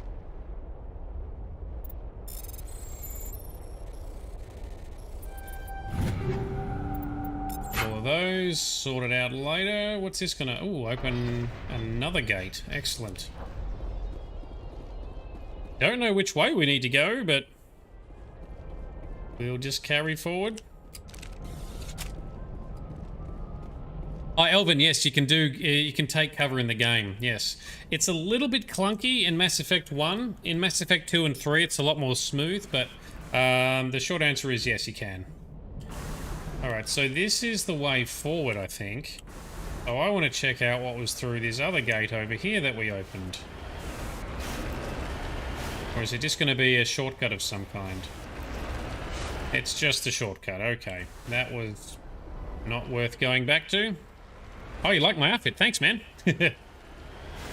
Hopefully we'll get even cooler looking stuff. I need to be more pronounced with my mouse movements to steer the car. Because that's how this piece of shit steers. Let me use my normal steering buttons like every other game. Okay, there's a... Geth something. Geth armature.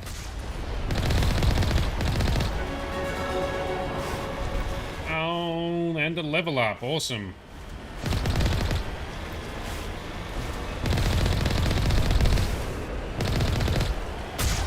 Boom.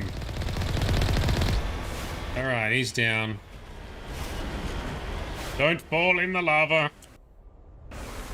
The side is lava. Hit the turbo. Whoa, another Geth dropship. I'll shoot it because Grizz likes me shooting stuff, but it didn't help. Alright, well these guys are only easy, so that's fine.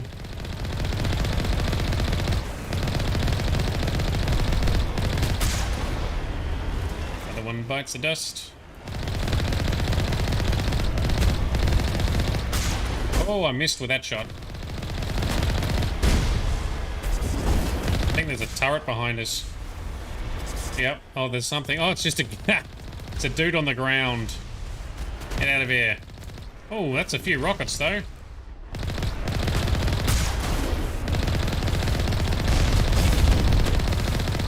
Take your rockets away. Oh, overheated.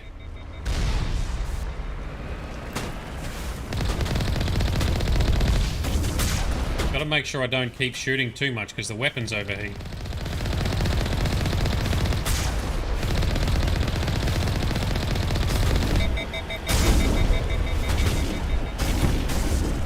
Alright, maybe if I keep driving in circles... There we go. We can avoid being shot. Okay. Maybe that's a tactic. Keep hitting the different direction buttons so we drive in a circle next time. Is this a Geth refinery we're going to? I don't think we're going to find Liara here.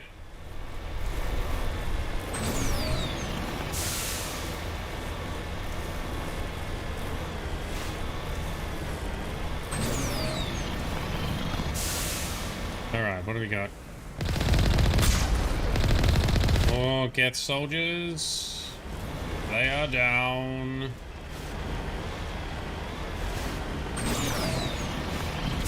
Why couldn't Joker just drop us off closer? Because then we wouldn't get all this gameplay fun, right? That's just junk there. Nothing to be seen.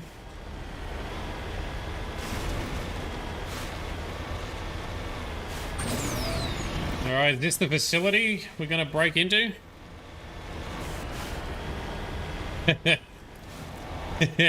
You're on the money, David. I gotta be careful not to overheat, but it's difficult. I want to shoot all the things all the time. Oh, we knocked him down. Hey, that's kind of fun. We can run the little ones over, I think. Try it with this next one. La la la la la! Boom! Yep, that does work.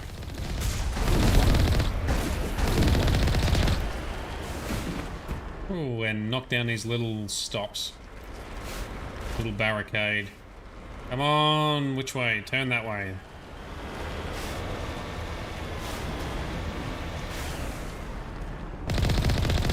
Oh, my mini-map's been jammed.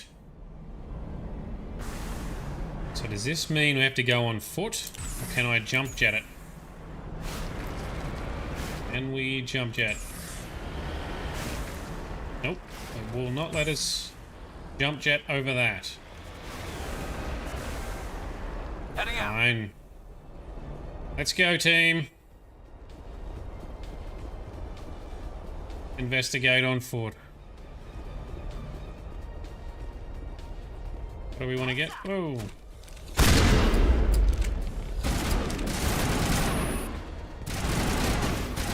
Alright, let's, what can we do here? Run up here and take some cover. Let's get a bit closer. Alright, you, I can lift in the air. Lift. Why is my power not working? Hitting the wrong button.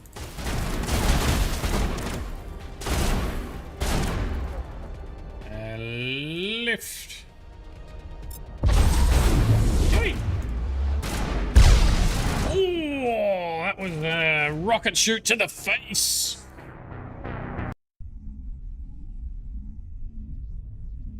Oh, that didn't go smoothly. Alright, we can try that again.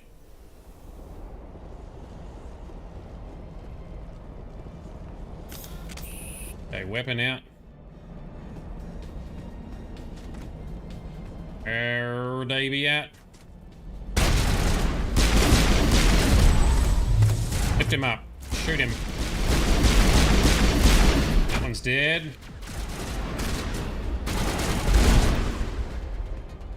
Alright, Tally, you can do some kind of moves on this, I think. Because you have overload, damages shields, or sabotage. It's, what's Garrus got? Overkill. Long bursts of assault rifle without overheating. That sounds useful. Sabotage and shield boost. Why don't you do overkill to turbocharge your weapon?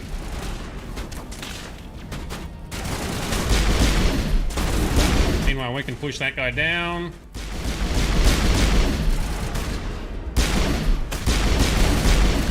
Oh, that's fixed him. Yes!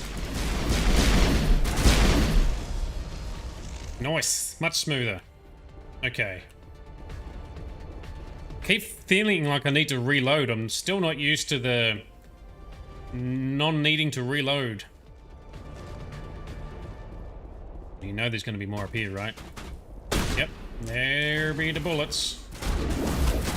Death Trooper. Can we lift him up? We can almost lift him up. Give it a second. Give it a second. Cooldown done. Up you go, son.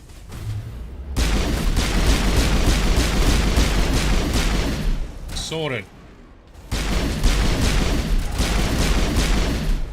That's not working. Let's get a sniper rifle out. And one more. That's fixed him. There's... Oh, what's the last thing? Is it a tower? Yep, dude on the tower. Oh, Garrus is hit. Rush forward to the cover. There we go. Fuck, no, there's a guy to the side. Oh, I need to pay more attention. I need to save more often, too.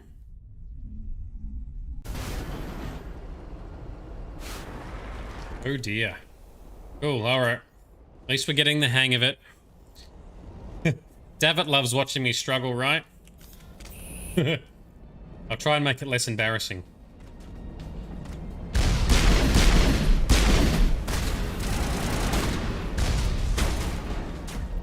Right, Garrus, you may as well use your overdrive. Get more out of that weapon.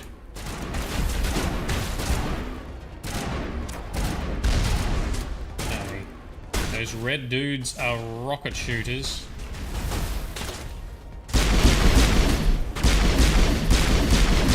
He's down. Oh, that hurt a little bit. Oh, in the head. Give me your face. He's down. Excellent. Alrighty, one in the distance there. Can we...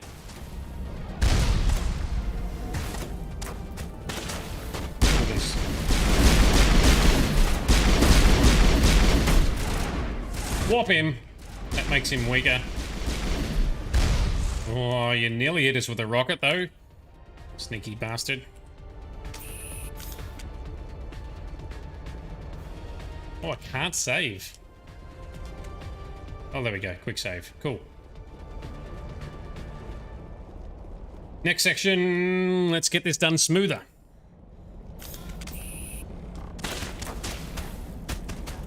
It's like a sniper up the top there.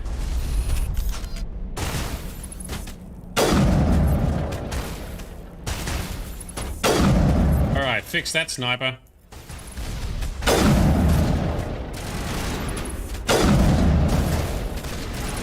Come here, come here, give me your face. Going down. Oh. Okay, now there was a rocket guy to the side somewhere. These guys are shooting at, right? Or is it down? No, no, there's still a red dot on the map. There he is. Oh, there's a couple of them. One's down. Take cover. Shield's down. Lift him up. Skill isn't working. Lift. That's better. Nope, didn't get through the shield. I need to get better at using those abilities. Alright. We can push him back, though.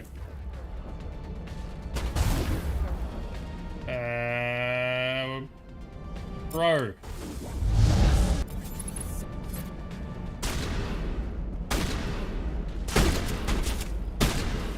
Shotgun, can we get near him? Got me, Oh shit, there's a whole bunch of you. Take cover. Oh, it's still clunky, this cover. Ali, you're gonna get hurt there. Where's the next one? Ali, can you overload their shields, please? Yes, excellent. Good. Much better. Save yet? Nope, one more. Where is he? Oh, that's rockets too. I do not like the rocket guys. Can I lift him? Get up in the air, bruh. That's gotcha.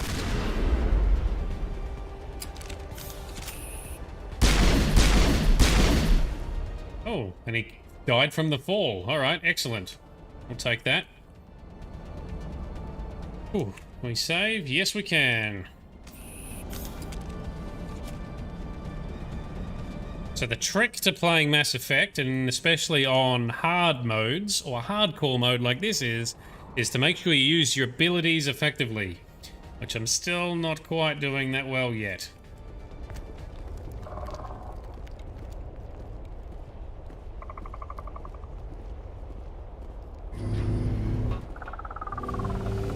What is that?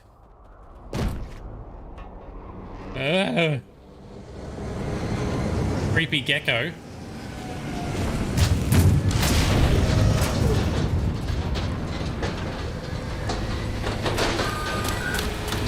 Okay, that's a Geth Prime. Alright, everybody, get back, take cover. One of you needs to be there. One of you needs to be there.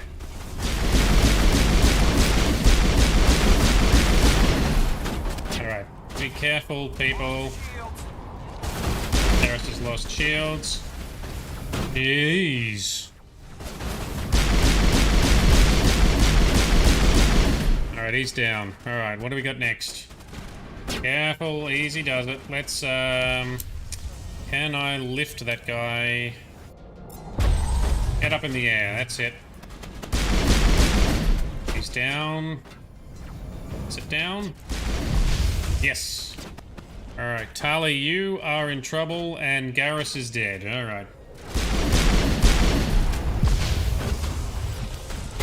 Tali, can you disable this thing's shields? That'll make things a lot easier. I think I'm too far away for this weapon to work. And everybody dead.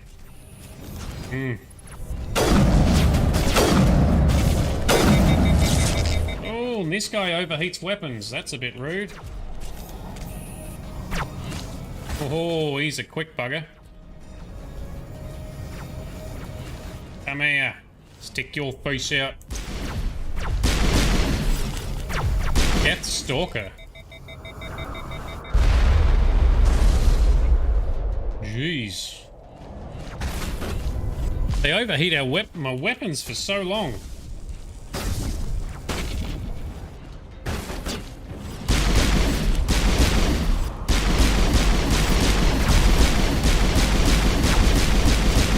And whop it. And all abilities are on cooldown. That's really annoying. Oh, they've got some mad crowd control skills. Fuck down for you. Yeah, that fixed him.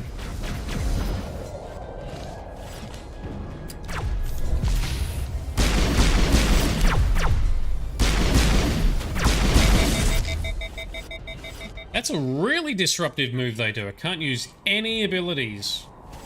Shields are down, weapons overheated, abilities on cooldown. Alright. Shields have regened. Omnigel, sorry, Medigel to heal. Let's lift. Oh, abilities are still on cooldown. Oh, we're gonna use it on one of you buggers.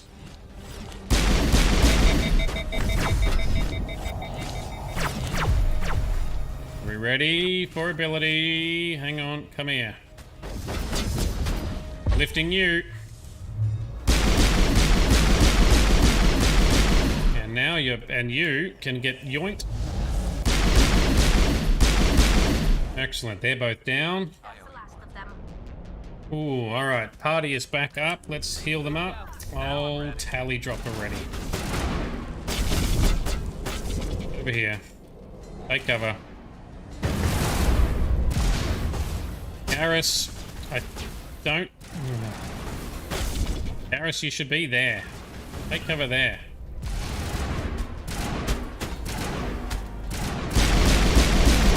This weapon doesn't reach far enough. Alright.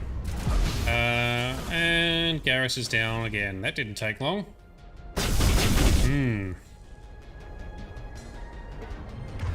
Alright, you are gonna get warped, bruh. Weakens him.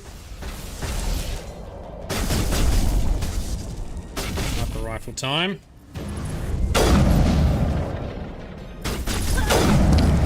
Oh, I got shot. All right. Big fight. Need to do better.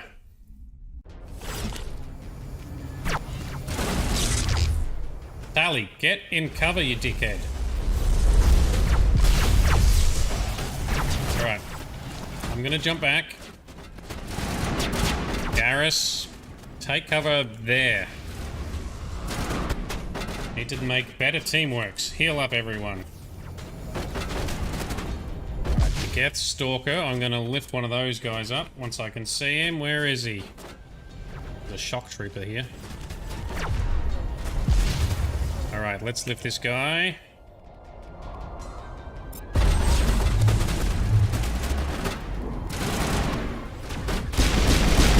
Garrus, be careful, brah. Garrus needs healing again. Oh, I wasted my moves.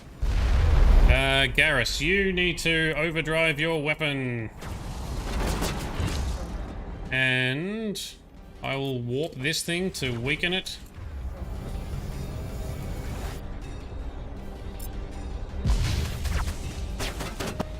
Or not. That didn't seem to work or activate.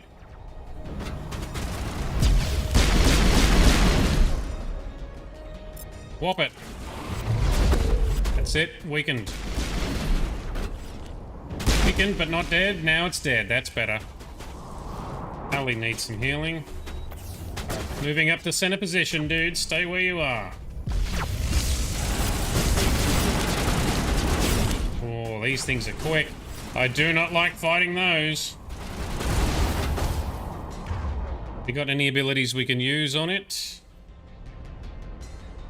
We can sabotage it. Garrus, use your sabotage ability on it. So you missed.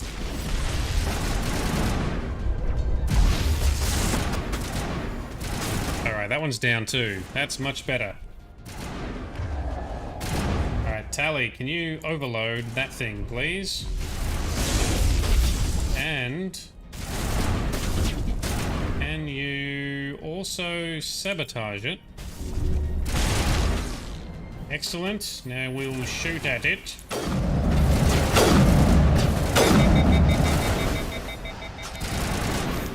Yeah, this is a lot of action, damn it, you're right. Oh shit, Garrus, don't shoot me, you goose. Oh man, one hit. I guess hardcore mode gives you absolutely no room for error. Right. Garrus there, Tully there. I'm going to lift that one right now. Get up. And this one here, can I give him a throw? Yep. Excellent. So that's another one down. Tully.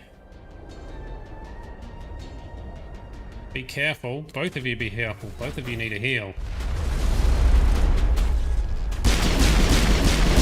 Shock Trooper. Get the Shock Trooper. Watch out for that guy. Garrus, you're the worst at taking cover.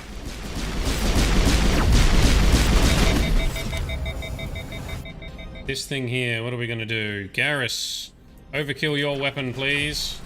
And I will give this thing up here. Nope. Got an adrenaline burst. Reset my abilities, that's better. And I'm gonna lift that guy. Dead. Down. Where's the next one? Allie's down. Alright. Fix that in a minute. You're down.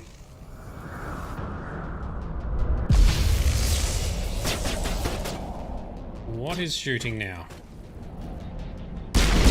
The big thing. Well, that thing does hit very hard. Garrus, heal up, bro. We need to take out the little guy first. Wow. I don't even know what got us that time. We might have to drop the difficulty if we keep getting one shot. I don't mind things being difficult, but don't one-shot us with shit cheap moves. Garrus over there.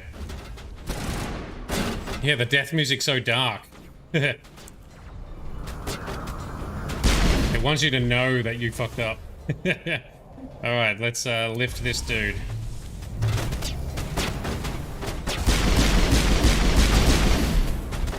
Dead? Now it is. Oh, they love putting their shields in place, don't they? Garrus is down. Well, that's not helpful. Tally, heal up. Move further out of cover.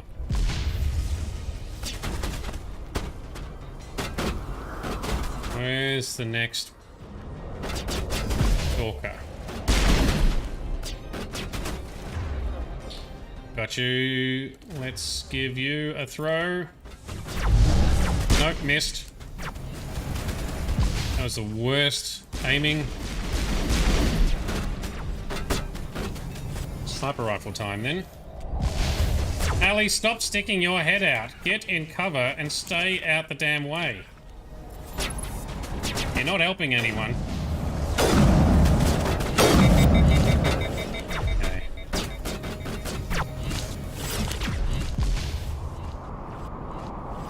Oh, these guys really suck. Tally's down. Of course Tally's down.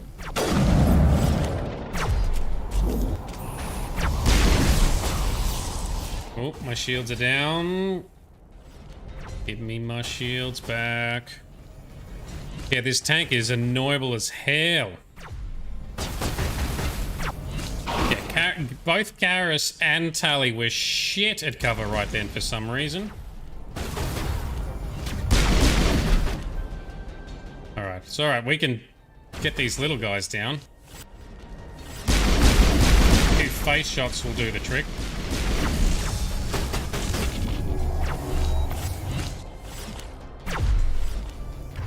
You keep blocking my abilities. Regen shields, come on.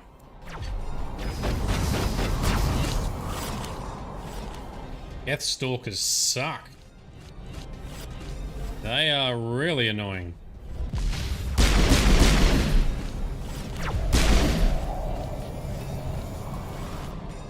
Right, I've got some abilities back now.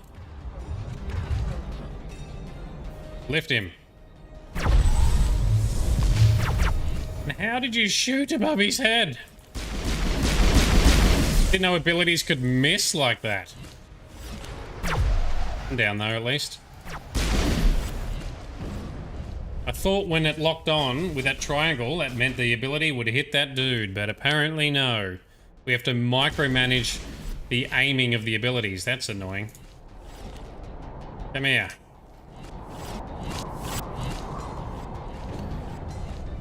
So, Matt, you reckon Tali's only weaknesses are enemies? She's good at everything except fighting. Yeah, that's fair. There we go. Alright, that's sorted you. Got our party members back. Give me... Yes, I do. Heal up, guys. Don't... No, get back in cover. You, in cover there. Garrus, get over there. Look out. Alright, can Tally, you overload it. Can you... Did that work? Excellent. Can you sabotage it, please?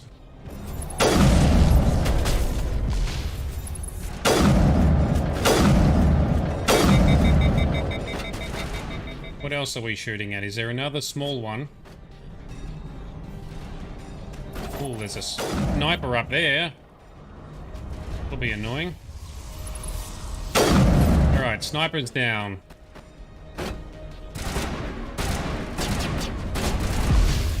Tank thing is the only thing that's left. Harley's down again because she can't use cover. Oh my god. Garrus, what can you do? Can you please... Oh, he can shield boost himself. That's nifty. Sabotage ability.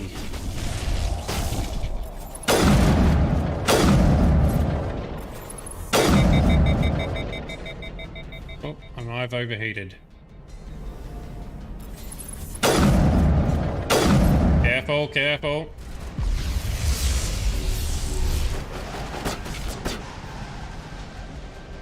How tough is this thing gonna be? Need Tally back for her tech. Garrus, heal up.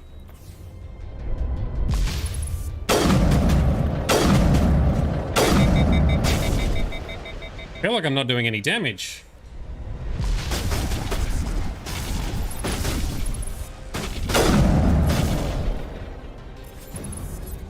This is the world's most drawn-out battle.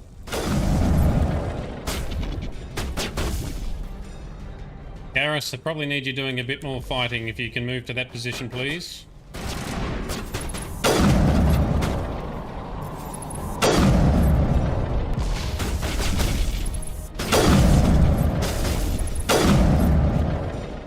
Garrus, have you got any? Yep, let's sabotage it again.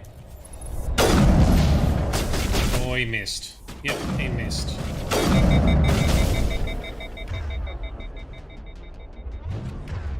Overdrive your weapon, Garrus. Can I warp it? Can I do some warping hurties? Fucking hell! Shoot it in the dick. I wish, Grizz. Oh, not going well. Only thing is, no, you get in cover. You get in cover. Everyone heal. Everyone stop doing stupid things. I will aim better with my abilities. Let's lift this guy. Shoot him down. This guy shall be yeeted. Got him. Alright. Effective combat. Garrus, what are you doing?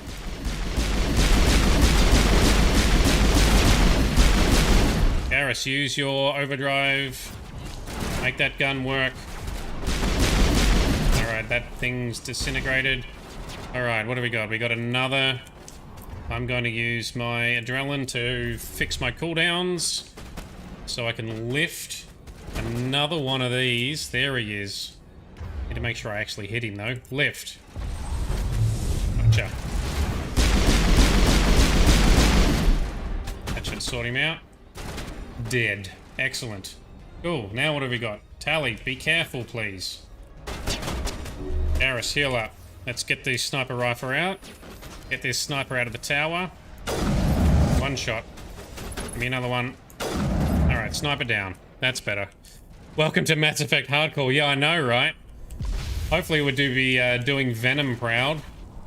Alright, so we have a couple of little guys to pick off. Just put up a shield.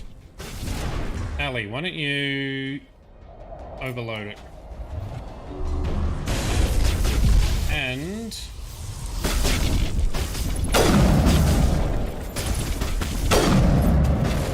Tally, nope, your tally's down, so that's not going to do anything. Now I'm too close too. Garrus, sabotage the big thing, please. Use your mad skills. Did that do anything?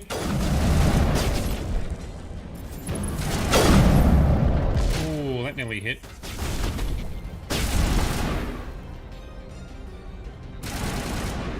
Garrus, can you try moving up there, perhaps? Blanket. Blanket! I need to take this little guy down. Oh, okay. Got him. Excellent. Now, I will warp it and weaken it.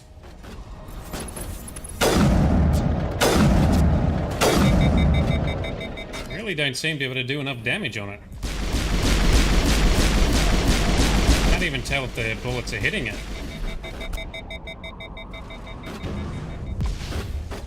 Careful, Garrus.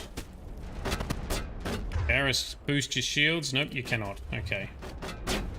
Alright, I will run over here then. Now I'm definitely close enough to do damage, right? Oh, I'm gonna lift this guy. You are getting lifted. Come on, Shepard, lift it. Lift him. Yes. Alright, now we're in range of this fucker. Garrus, heal up. And sabotage its weapons, please. And I will push it.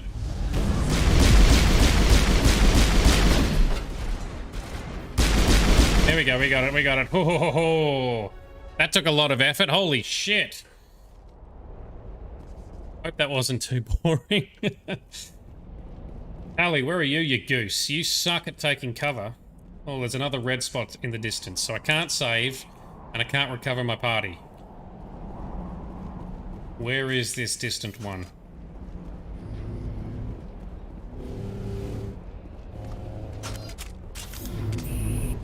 Garrus, form up.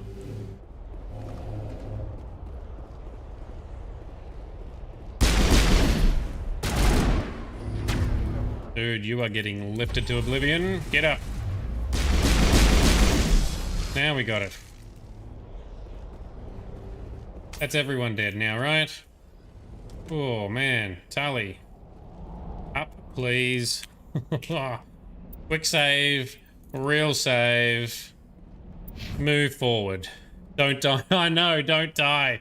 Alright, we're good. We're good. So... We're at the mining camp. We've killed everything. What are we looking at? Nothing up here. Still don't even know if this is where we needed to go. Open.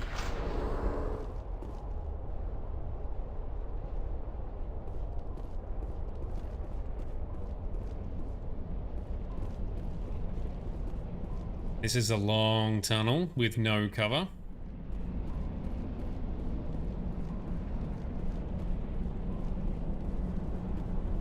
Signal jammed, that means there's something nearby.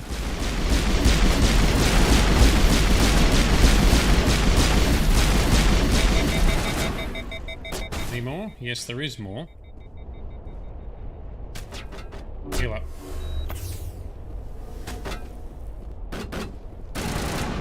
Can we take cover? Not very well. It's a sniper too. Lift both of you up? No, just the one.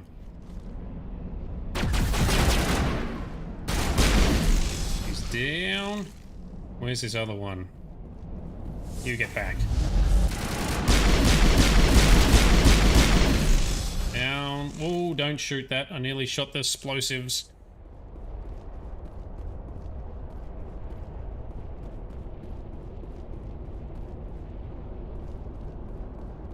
Nothing on radar. It looks like this cavern formed around the ruin, after it was built. Okay. You lead, I'll follow. Into the totally safe elevator. As a team.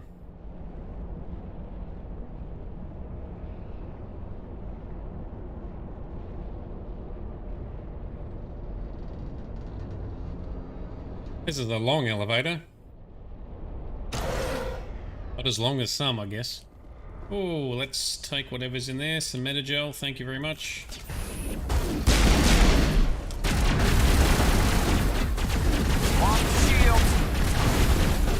Push it back. Oh, that didn't work. So both my party members are down. Regen some shields before I stick my head up. That's what she said. Or is... Why is my shield not coming up? There we go. I can lift, right? No, apparently I can't.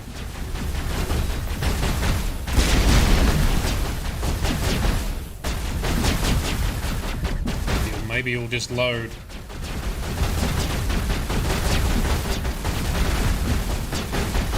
Give me my damn shields back. Don't do anything over there either. Why is my shield not coming back? That's better.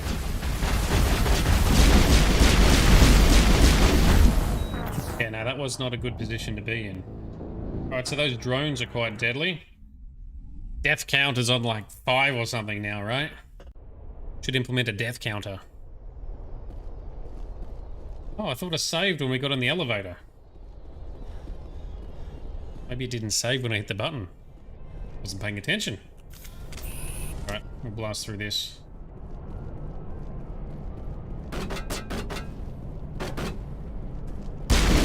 Out.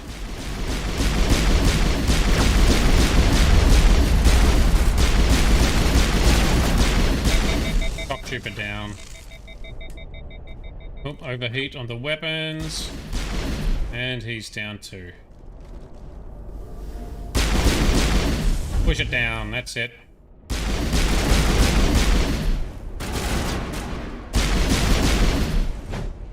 Whack him.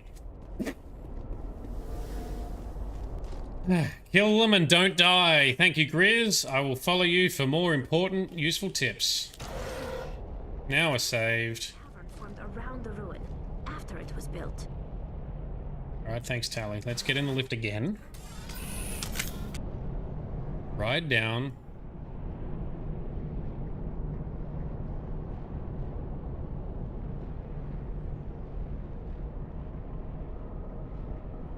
Long, silent lift.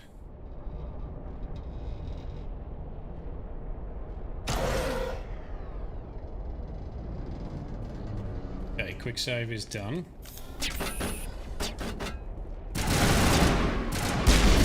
Someone get in there. You get in there. Can we shoot through here? Yes, we can. Garrus, you're really not in cover, bruh.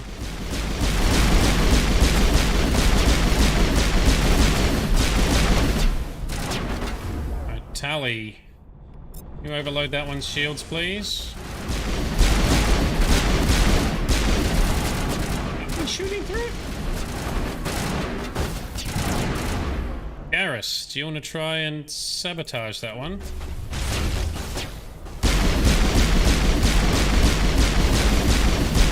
Much better. Okay. Although I've got both party members down, so not brilliant.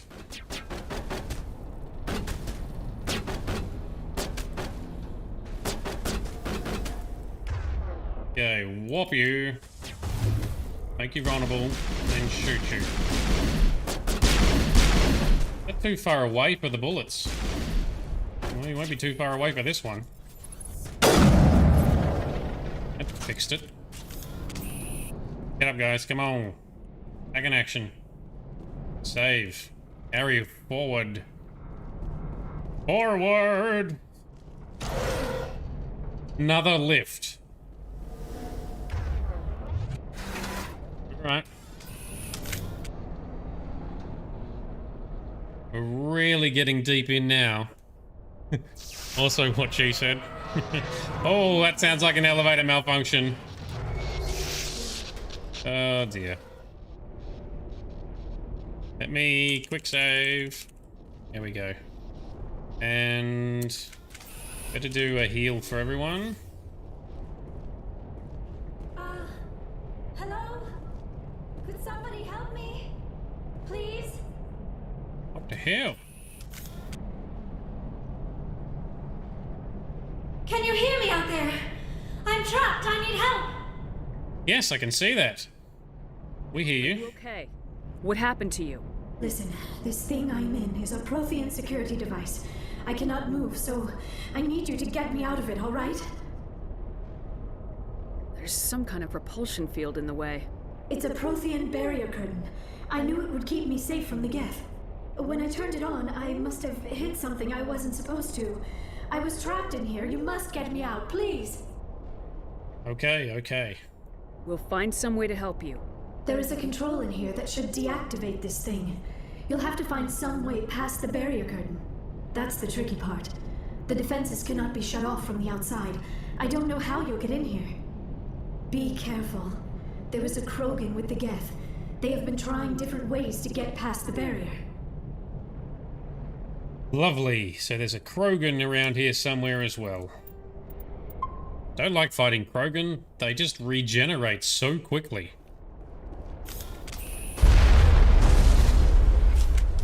That sounded very explodey. I can't see it.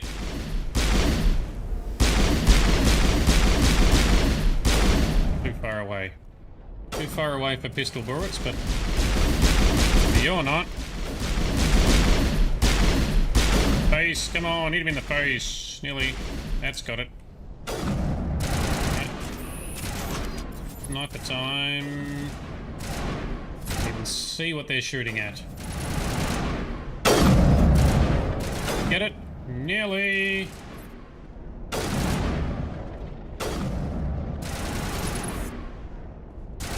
Where is it? Where is it? There's one. Got him.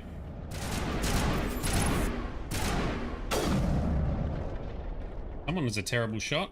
Not me, though.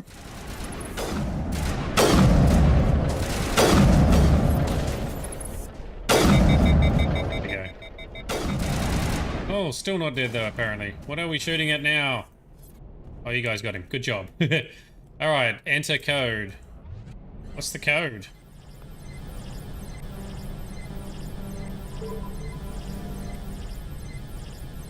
Enter override sequence.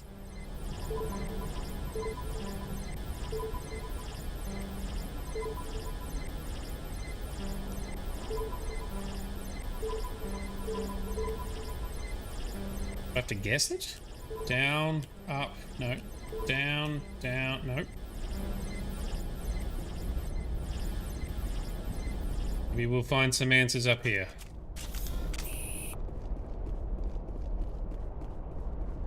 Okay, what have we got up here? Weapon locker. Alright, well let's bust into that.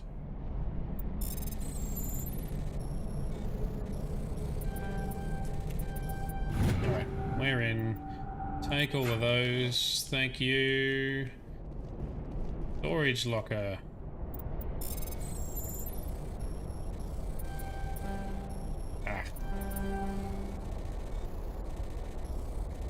Come on, try that again.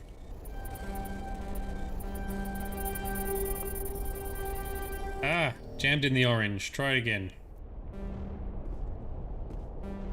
Oh, it costs Omnigel each time, does it? Alright, well why don't we take all the items and break something down. Oh, cool. First, let's switch over pistols, because that's a better pistol. Give me the Edge 3. And then let's put my acid mod back in there again. Chemical rounds. In the original Mass Effect 1, acid or chemical based mods were really good, really overpowered. I don't know if that's still the case, but I'm going to still use them for the meantime. So where is, that's a shitty pistol. Omnigel for you. Convert, yes. And that one, Omnigel as well. Is that giving us enough to Oh, maybe we locked ourselves out and we can only use Omnigel. Oh, well, it doesn't matter.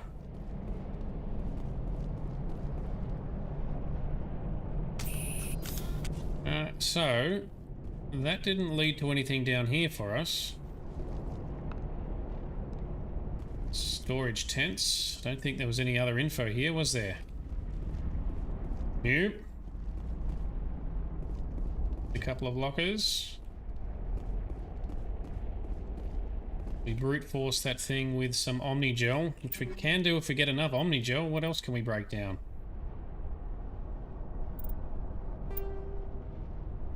Okay, and then let's Omnigel that. Shotguns. Upgrade shotguns, I guess, so we can break some more shit down. Give me the Scimitar 2. That does more damage. It's Omnigel the Storm. 20 Omnigel. I think we need 25 Omnigel. Ooh, heatsink. Got the Hammer 3 sniper rifle then. Let's break down the hammer 2. And Avenger 1. So... quick save. Begin manual override. Okay, that's not costing us stuff this time. This is annoying how this thing spins. Out of control.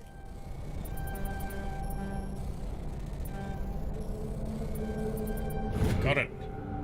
And it had items, no useful loot for fixing this puzzle. So we gotta figure out how these controls work, is it?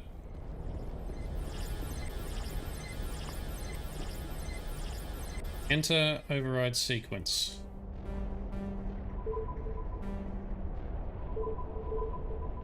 Ah, we can go, so it's down, left,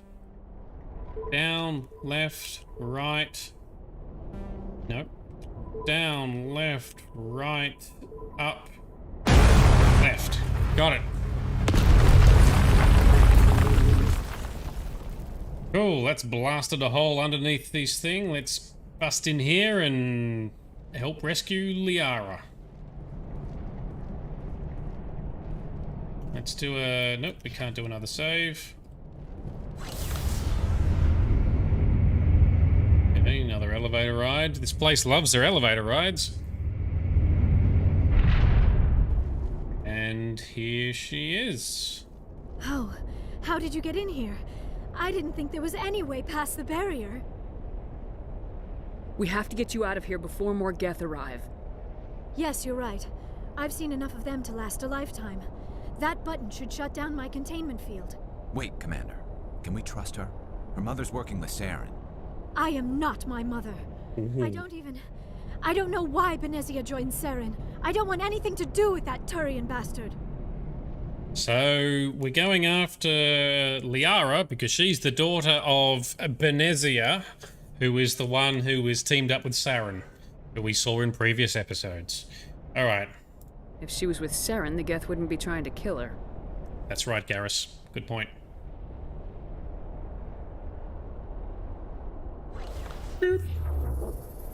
That was easy.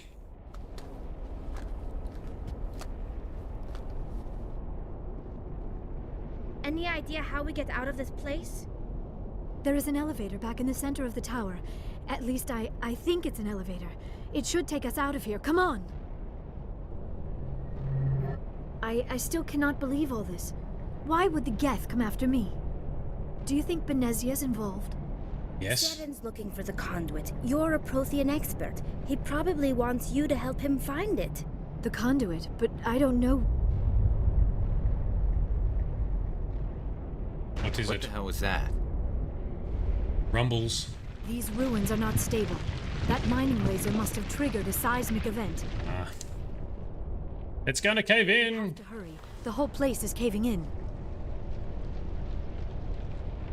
Joker, get the Normandy airborne and lock in on my signal. On the double, mister! Aye, aye, Commander. Secure and away. ETA... On the double, mister! Do it! He needs to move faster. What about the Mako? You gotta pick up our Mako vehicle as well.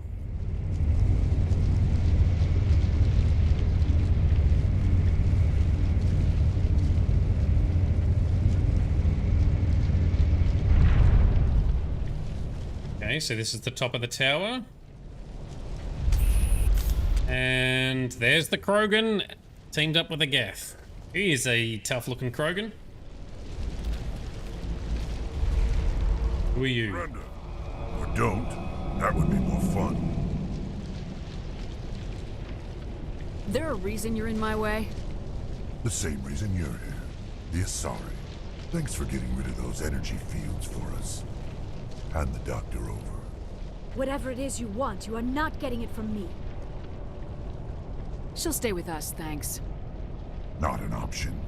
Saren wants her, and he always gets what he wants. Kill him. Spare the Asari if you can. Not, doesn't matter. Oh, I think not. Alright, Geth Sniper and a Krogan. So, why don't we lift the Krogan, because he's probably the most threatening. And Tally, how about you overload that one? And Garrus, how about you, please? Sabotage that one. Take cover, please. Alright, you guys need to spread out more. And we need to heal, apparently. Yeah, he's got some big weapons. Knock him down. Oh, didn't knock him down.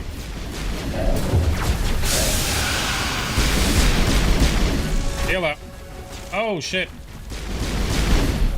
Shotgun time. Nope, melee time. Nope, fail. Oh, that was a solid ambush by these guys.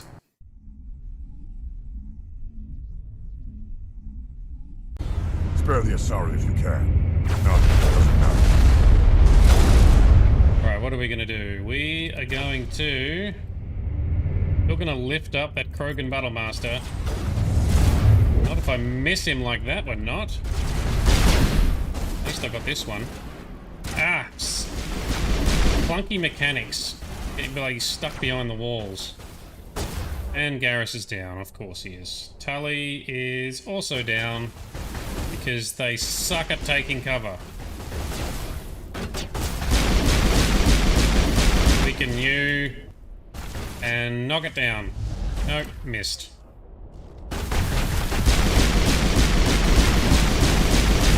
Cover.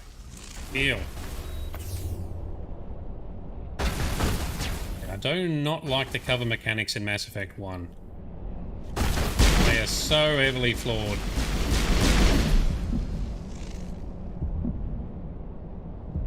I need to get the Unity ability so I can raise my dudes. Get the sniper over here.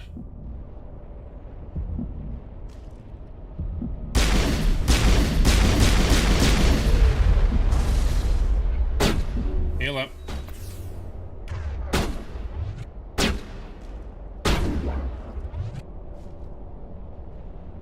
Stick your head out. There we go. Lift. And then warp. Should make him vulnerable. That's got him nearly. Oh, don't you rush at me, you fucker. I forgot that Krogans can charge. Shotgun time. Still healing. Stop healing. This is why Krogan is so dangerous. Oh, he's down now. Damn. Alright, give me my abilities back. Cooldown done. You are gonna get lifted.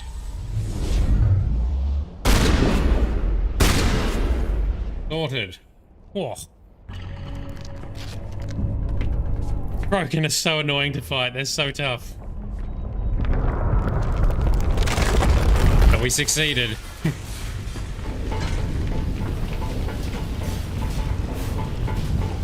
Run, Shepard, run! This really is coming down.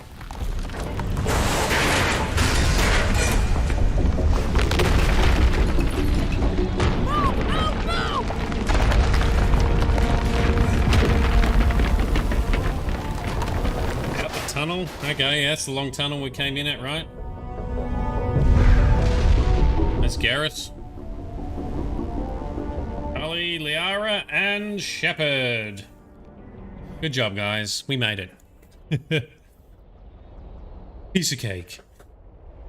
Yeah, piece of cake. It was not cake.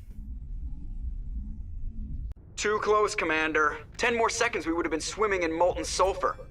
The Normandy isn't equipped to land in exploding volcanoes. They tend to fry our sensors and melt our hull. Just for future reference. We almost died out there and your pilot is making jokes? It's a coping mechanism. You'll get used to it. I see. It must be a human thing. I don't have a lot of experience dealing with your species, Commander. but I am grateful to you. You saved my life back there, and not just from the volcano. Those Geth would have killed me or dragged me off to Saren. What did Saren want with you? Do you know something about the conduit? Only that it was somehow connected to the Prothean extinction.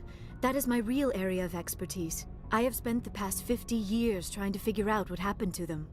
Just how old are you exactly? I hate to admit it, but I am only 106. Damn! I hope I look that good when I'm your age.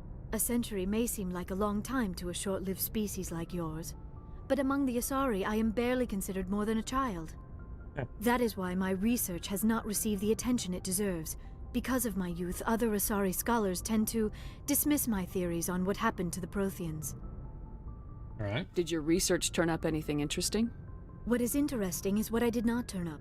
There is remarkably little archaeological evidence of the Protheans, and even less that might explain why they disappeared. It is almost as if someone did not want the mystery solved.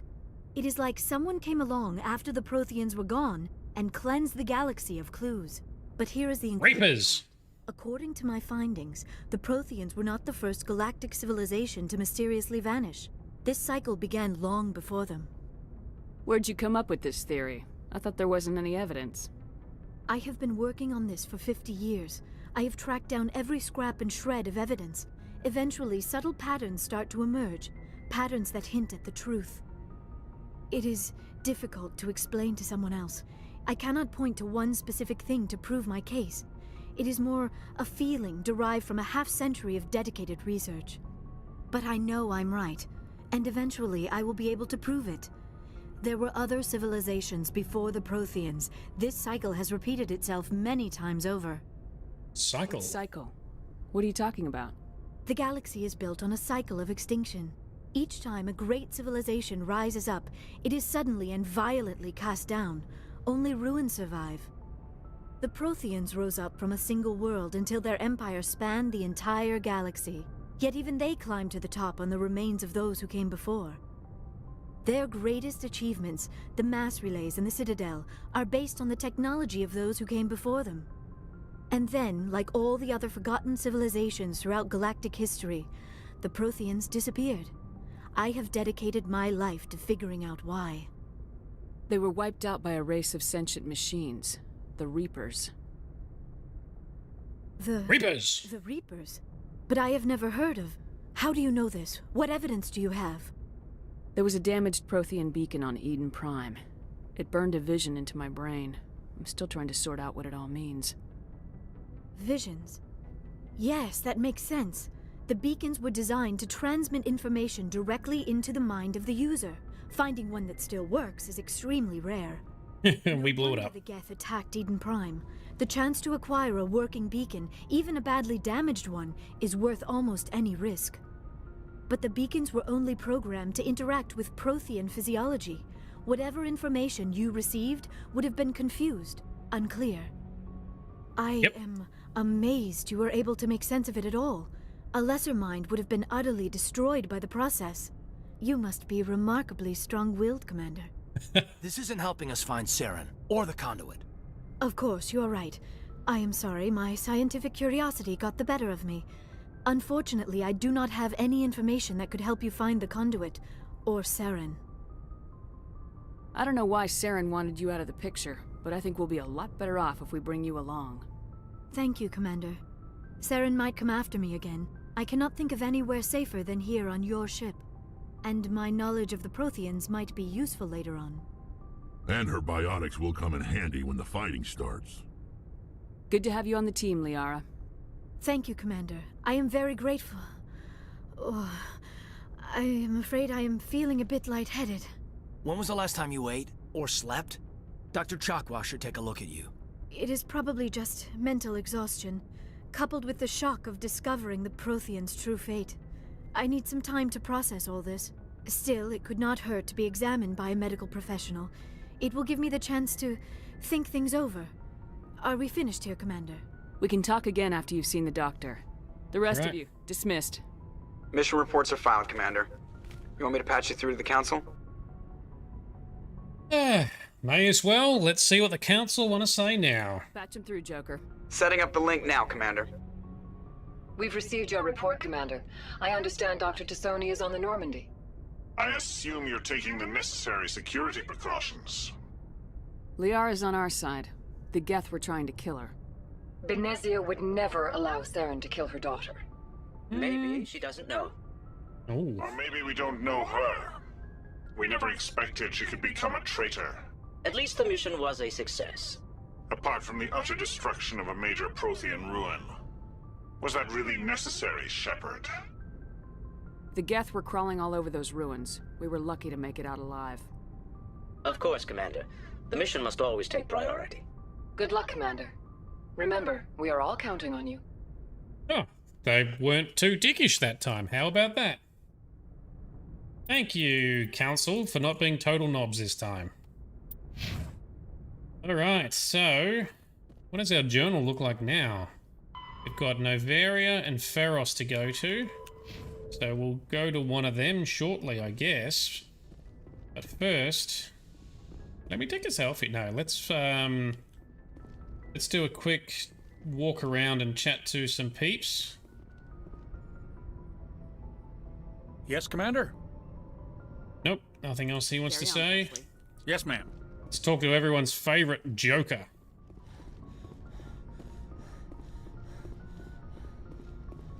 Funny man. I prefer gold to silver, you know, for my medal. I figured you'd recommend me for one since I, pulled your boots out of the fire.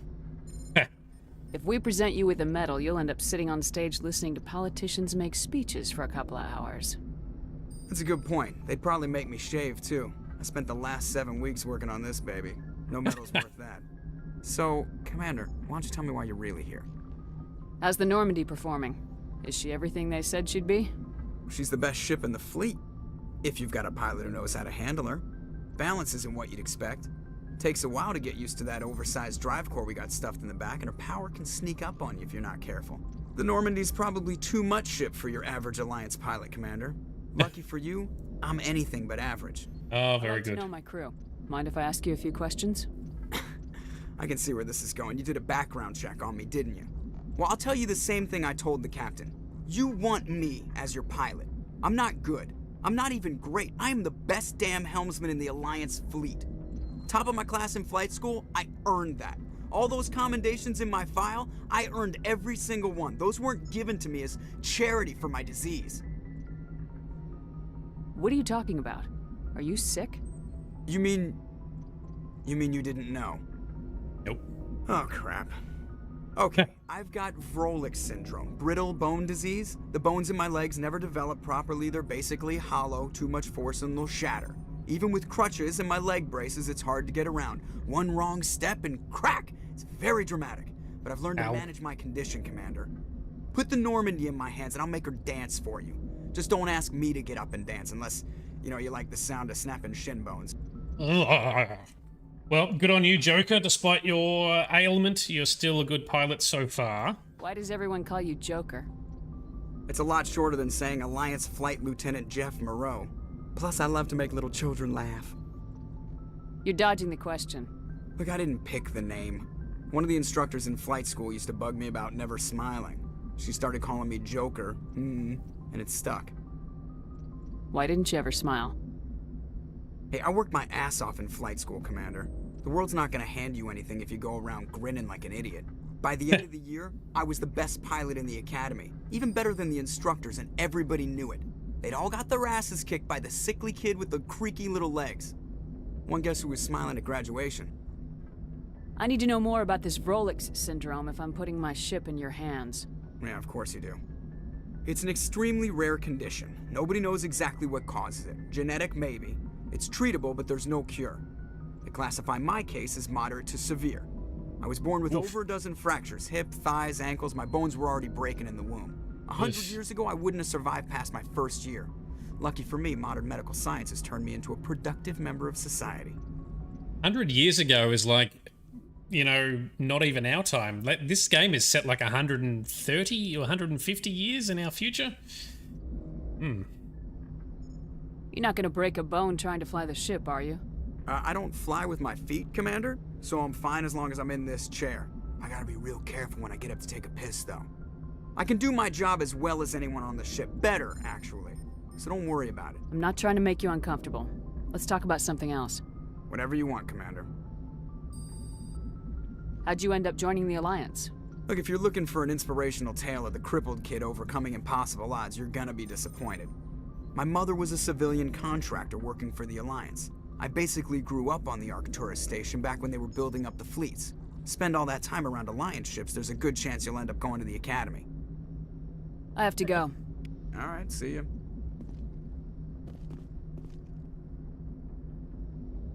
Restation.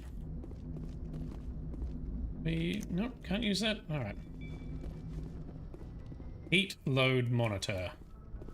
Codex entries for more info on the ship. Why don't we go through, go one level down, and talk to Liara and the Doctor.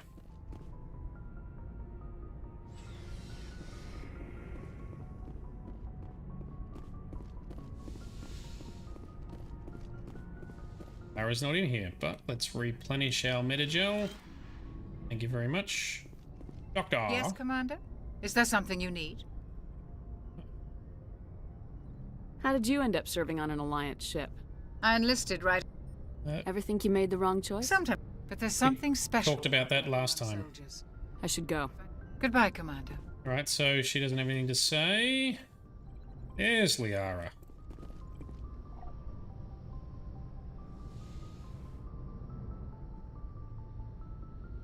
Commander, are you coming to check up on me? You look much better. How are you feeling? Dr. Chakwas assures me I am going to be fine. I was impressed with her knowledge of Asari physiology. You're in good hands. Dr. Chakwas knows what she's doing. I never properly thanked you for saving me from the Geth, Commander.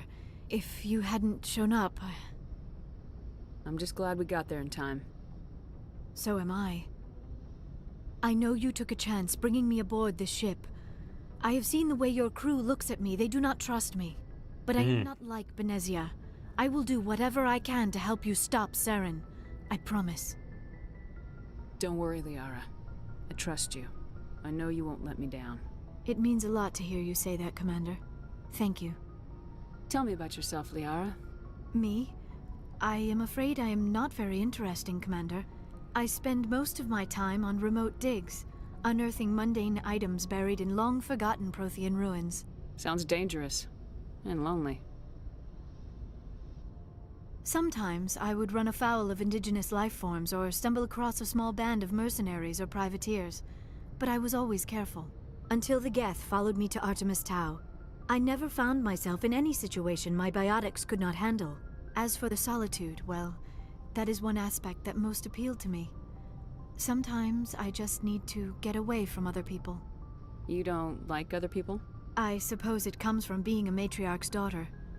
People expected me to follow in Benezia's footsteps. They wanted me to become a leader of our people. Matriarchs guide their followers into the future. They seek the truth of what is yet to come. Maybe that's why I became so interested in the secrets of the past. It sounds so foolish when I say it out loud. It sounds like I became an archaeologist simply to spite Benezia. All children rebel against their parents. It's a natural part of growing up. Aha, you share the wisdom of the matriarch, Shepard.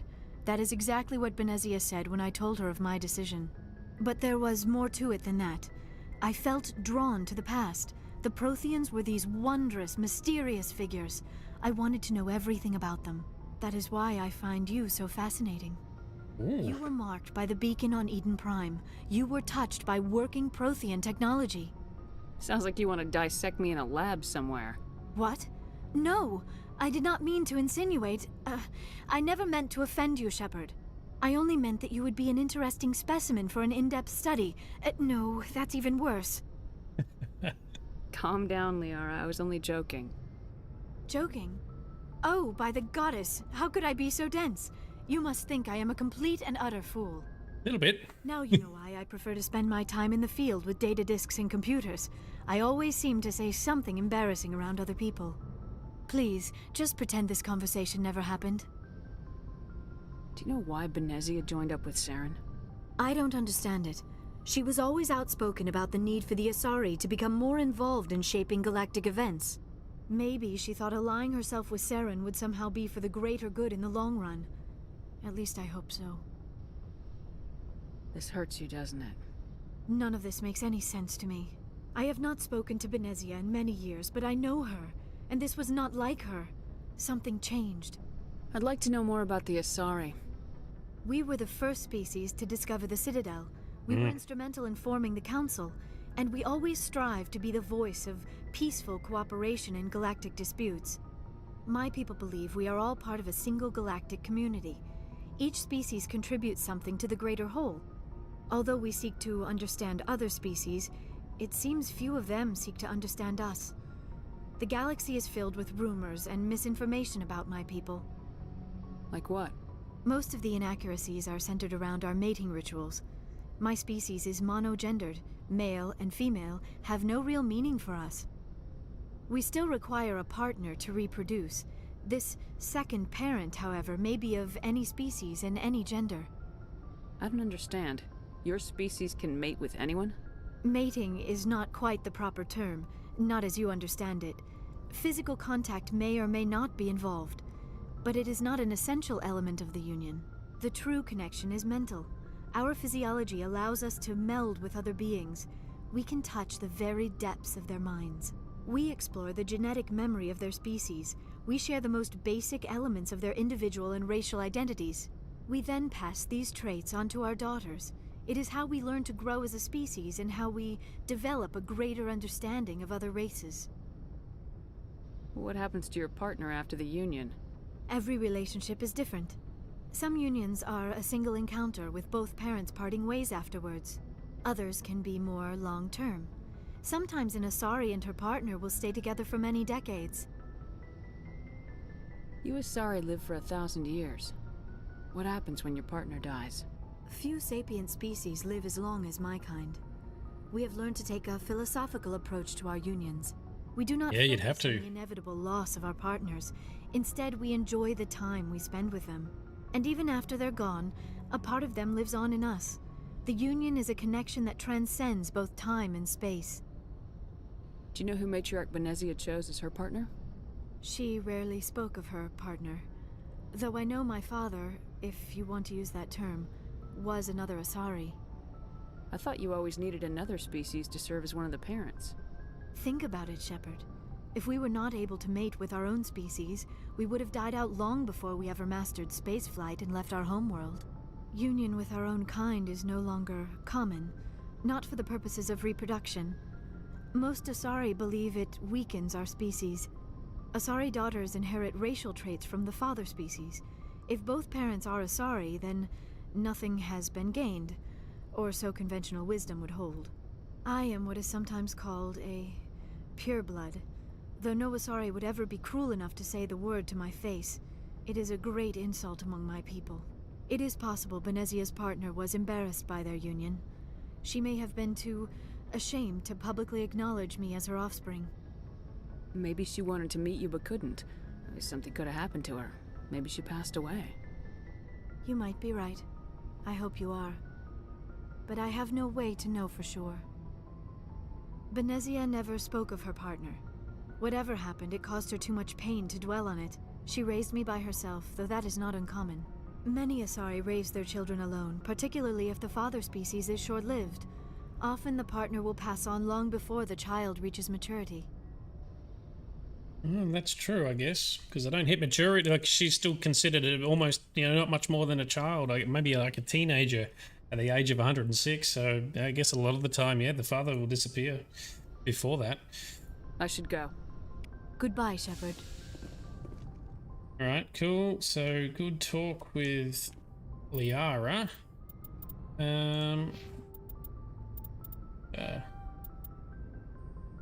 Sure, our charm skills are nice and high. Oh, we don't have a lot of time left in this session, and I can't really go overtime tonight because I need to do some of YouTube and video editing afterwards. So let's talk to a couple more of our squad mates because we kind of need to continue to get to know them. Let's talk to Caden. He's here, conveniently located.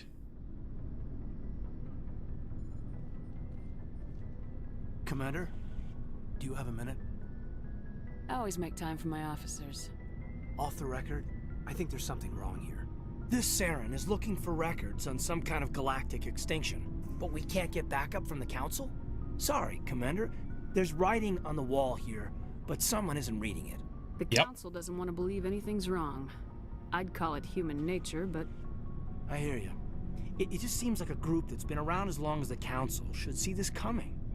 I mean, it's funny, we finally get out here, and the final frontier was already settled. And the residents don't even seem impressed by the view. Or the dangers. Well, well. You're a romantic. Did you sign on for the dream, Malenko? Secure a man's future in space? Yeah, I read a lot of those books when I was a kid, where the hero goes to space to prove himself worthy of a woman he loves, or, you know, for justice. Maybe I was a romantic in the beginning, but I thought about it after brain camp. Biotic acclimation and temperance training. I'm not looking for the dream. I just want to do some good. See what's out here. Sorry if I got too informal. Protocol wasn't a big focus back in Bot. Tell me about it. Biotic acclimation and temperance didn't last past the airlock. To the kids they hauled in, it was brain camp. Sorry, hauled in is unkind. We were encouraged to commit to an evaluation of our abilities so an understanding of biotics could be compiled. There are worse results of accidental exposure to element 0 in the womb. Beats the brain tumors some kids grew up with. Yeah, so for those unaware, Kaidan is a biotic. So those with biotic abilities typically have some kind of element 0 inside their bodies, often attached to their nervous system. And then when coupled with some kind of amplifying technology or an amp chip that enables them to control the element 0 in their body and therefore create Mass Effect fields for various purposes, such as generating shields or throwing and lifting objects like I've been doing in combat. It sounds like some people end up with migraines or tumors. I didn't realize that. And he's saying there are worse results of accidental exposure. So he sounds like he's implying that some people are exposed to it whilst they're in the room? Is there some question about how you were exposed? My mother was downwind of a transport crash. It was before there were human biotics, a little after the discovery of the Martian ruins. It only gets iffy around 63 when Kinetics was running out of first-gen subjects.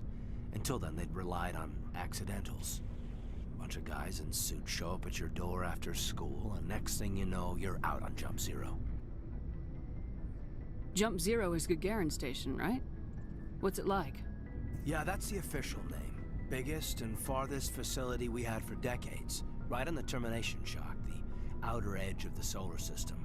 It's where they did all the Goose Chase FTL research before we caught on to using Mass Effect fields. It was a sterile research platform when I was there. You know of any intentional exposures for certain? No one knows. Doesn't mean they didn't happen.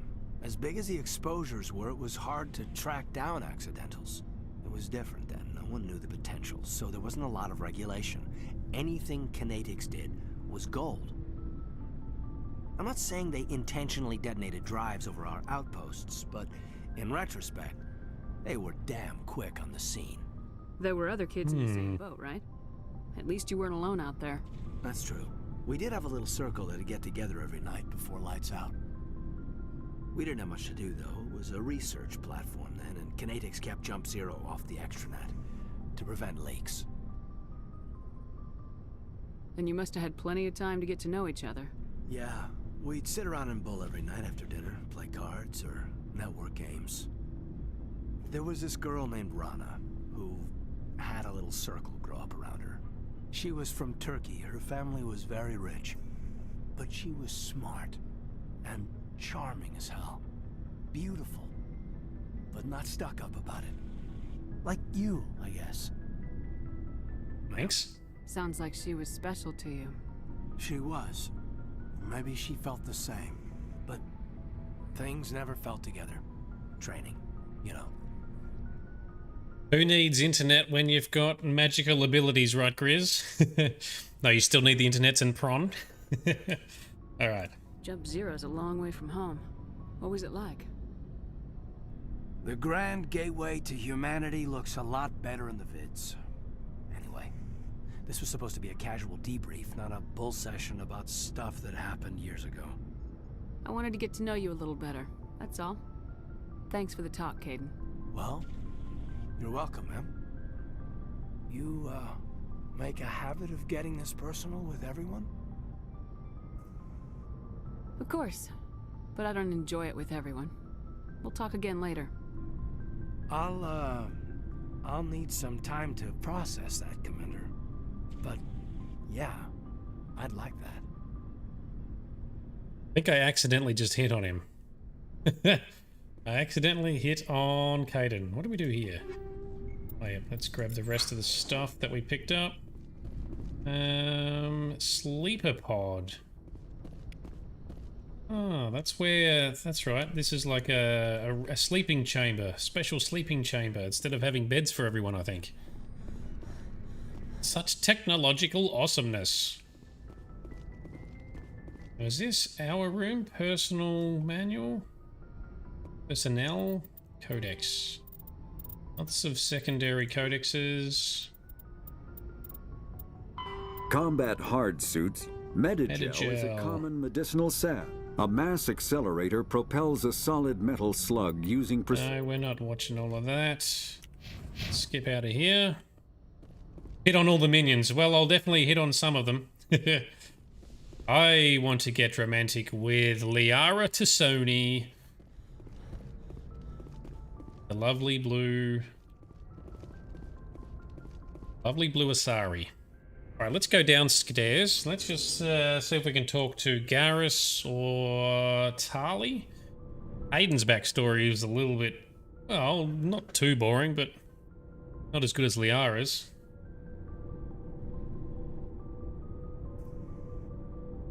Here. Garrus Vakarian, one of the faves. Commander, nice work out there. I knew working with the Spectre would be better than life at CSEC. Have you worked with the Spectre before? Well, no, but I know what they're like. Spectres make their own rules. You're free to handle things your way. At CSEC, you're buried by rules. The damn bureaucrats are always on your back. Grizz, yes, you can only go one romance option, although you can sort of you can do some flirting and hitting on a couple in parallel, but once the relationship gets to a certain point, they tend to force you to choose. You end up getting an ultimatum and you must choose one to continue the relationship in the long run. Sort of standard in a lot of these games, I guess, but yeah. Standard what you'd expect. For the most part, the rules are there for a reason. Maybe. But sometimes it feels like the rules are only there to stop me from doing my work. If I'm trying to take down a suspect, it shouldn't matter how I do it, as long as I do it. But CSEC wants it done their way. Protocol and procedure come first. That's why I left. So you just quit because you didn't like the way they do things? There's more to it than that. It didn't start out bad, but as I rose in ranks, I got saddled with more and more red tape. CSEC's handling of Saren was typical. I just couldn't take it anymore. I hate leaving. I hope you made the right choice. I'd hate for you to regret it later. Well, that's sort of why I teamed up with you. It's a chance for me to get off the Citadel, see how things are done outside CSEC. Either way, I plan to make the most of this. And without CSEC headquarters looking over my shoulder, well, maybe I can get the job done my way for a change. If getting the job done means endangering innocent people, then no. We get the job done right, not fast. Got it? I wasn't trying to. I understand, Commander. Good. Commander, how are you? Why did you want to be a CSEC officer in the first place? That's a good question. There were several reasons, I guess. Like what? Probably the same as most officers. I wanted to fight injustice, wanted to help people. I guess my father had something to do with it too. He was CSEC, one of the best. I grew up hearing about his accomplishments or seeing his picture on the vids after a big arrest. He's taking my resignation pretty hard. Ooh, yeah, okay. Daddy's boy. That's tough. But you'd think he'd be impressed you're going after Saren. My father's a CSEC man to the bone. Do things right or don't do them at all, he says. He thinks I'm being too rash, too impatient. He's worried I'll become just like Saren. He actually talked me out of becoming a Spectre when I was younger, for the same reasons. Oh, wow.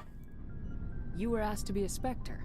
Well, I was targeted as a possible Spectre candidate. Me and about 1,000 other Turian military recruits. I could have received special training, but my father didn't like it. He despises the Spectres. He hates the idea of someone having unlimited power with no accountability.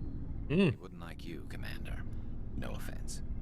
I suppose I can understand his concern. You can. But Saren's not going to play by our rules, CSEC's rules. If you want to nail Saren, you need to send someone who isn't restricted by policies and procedures. Just because you can break the rules doesn't mean you should. I don't need to stoop to Saren's level to stop him. Yeah, that's right. We can be noble. I see what you mean, but... Oh, no. I'll think about it. Thanks, Commander. Oh, anything else to talk about? Commander, good to see you. Oh, Rex and Ashley Williams. We haven't talked to her very much at all. Commander? Do you have a few minutes to talk? One-on-one? Sure. I was hoping to get a minute of your time off the record. Ooh. I keep an open door policy. If you have any concerns, lay them on me. All right. I know things are different aboard the Normandy, but I'm concerned about the aliens, Vicarian and Rex. With all due respect, Commander, should they have full access to the ship? They may not serve the Alliance, Chief, but they're allies, at least as far as Saren goes. This is the most advanced ship in the Alliance Navy. I don't think we should give them free rein to poke around the vital systems. Engines, sensors, weapons. Ooh, that's right. I think she's got a history or a background as to why she doesn't like aliens, or something to do with her family or something. You don't trust the Alliance's allies? I'm not sure I'd call the Council races allies. We, humanity, have to learn to rely on ourselves. Standing up for ourselves doesn't mean standing alone. I don't think we should turn down allies. I just think we shouldn't bet everything on them staying allies. As noble as the Council members are now, if their backs are against the wall, they'll abandon us. You get a pessimistic view of the universe, Williams. A pessimist is what an optimist calls a realist. Look, if you're fighting a bear and the only way for you to survive is to sick your dog on it and run, you'll do it. As much as you love your dog, it isn't human. It's not racism, not really.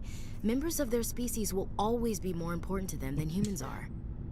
I don't mean to be racist, but...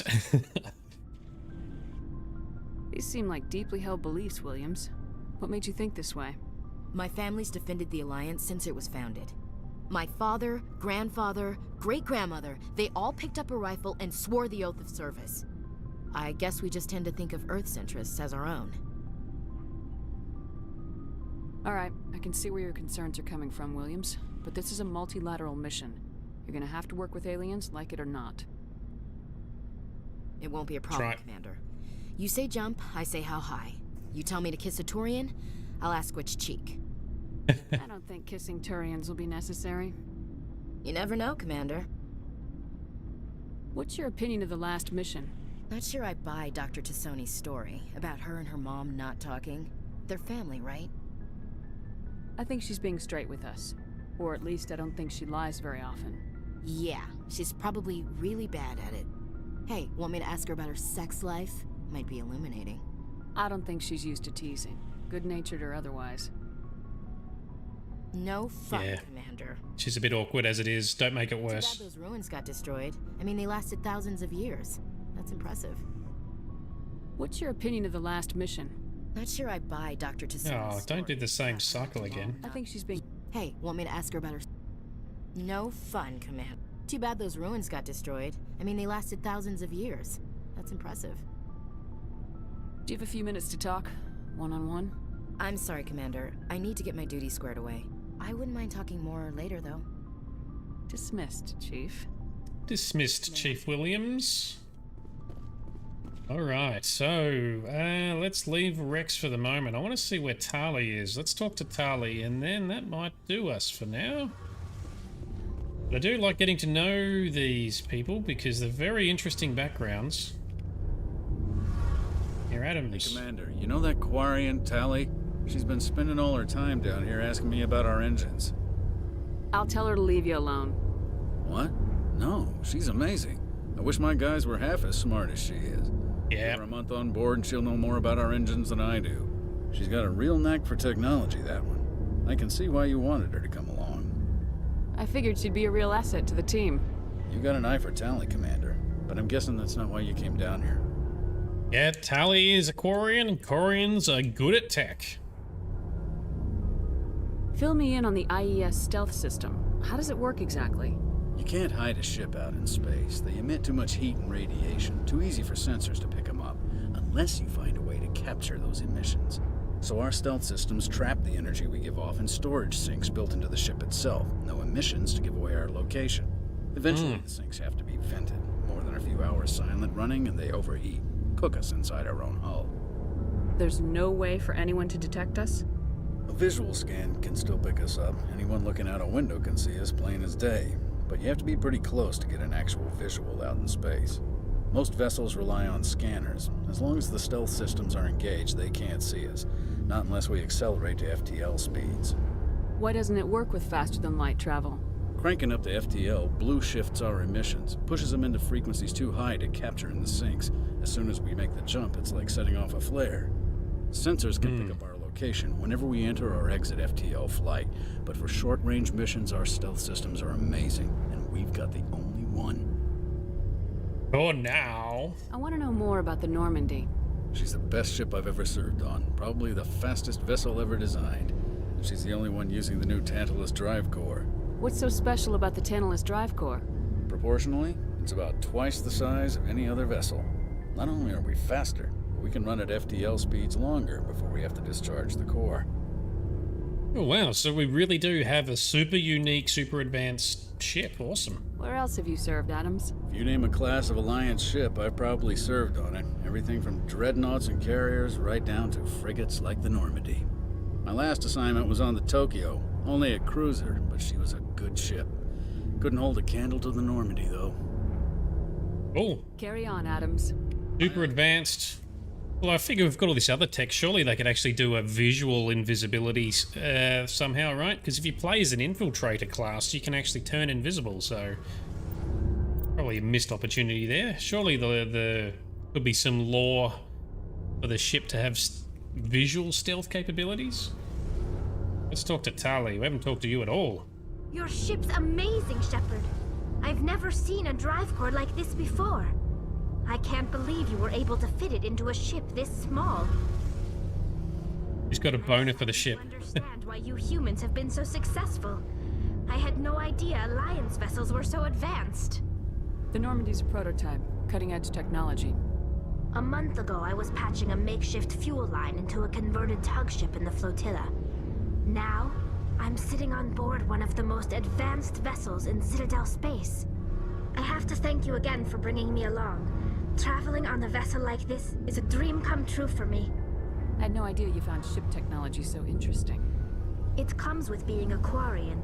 The migrant fleet is the key to the survival of my people. Ships are our most valuable resource. But we don't have anything like this. We make do with cast-offs and second-hand equipment. We just try to keep them running for as long as we can. Some of the fleet's larger vessels date all the way back to our original flight from the Geth. I can't believe your fleet's still using ships that are 3 centuries old. They're constantly being repaired, modified, and refitted. They aren't pretty, but they work. Mostly. We've tried to make ourselves as independent as possible on the flotilla, grow our own food, mine, and process our own fuel. But some things we just can't make on our own. A patch to maintain the hull integrity requires raw materials we just don't have. That's why our pilgrimages are so important. Okay. I want to know more about the pilgrimage. When my people reach maturity, we leave our birth ships and seek acceptance with a new crew. It's necessary to maintain genetic diversity among the fleet. But no ship wants to accept someone who will be a burden on them. So, to prove our worth, we embark on a pilgrimage.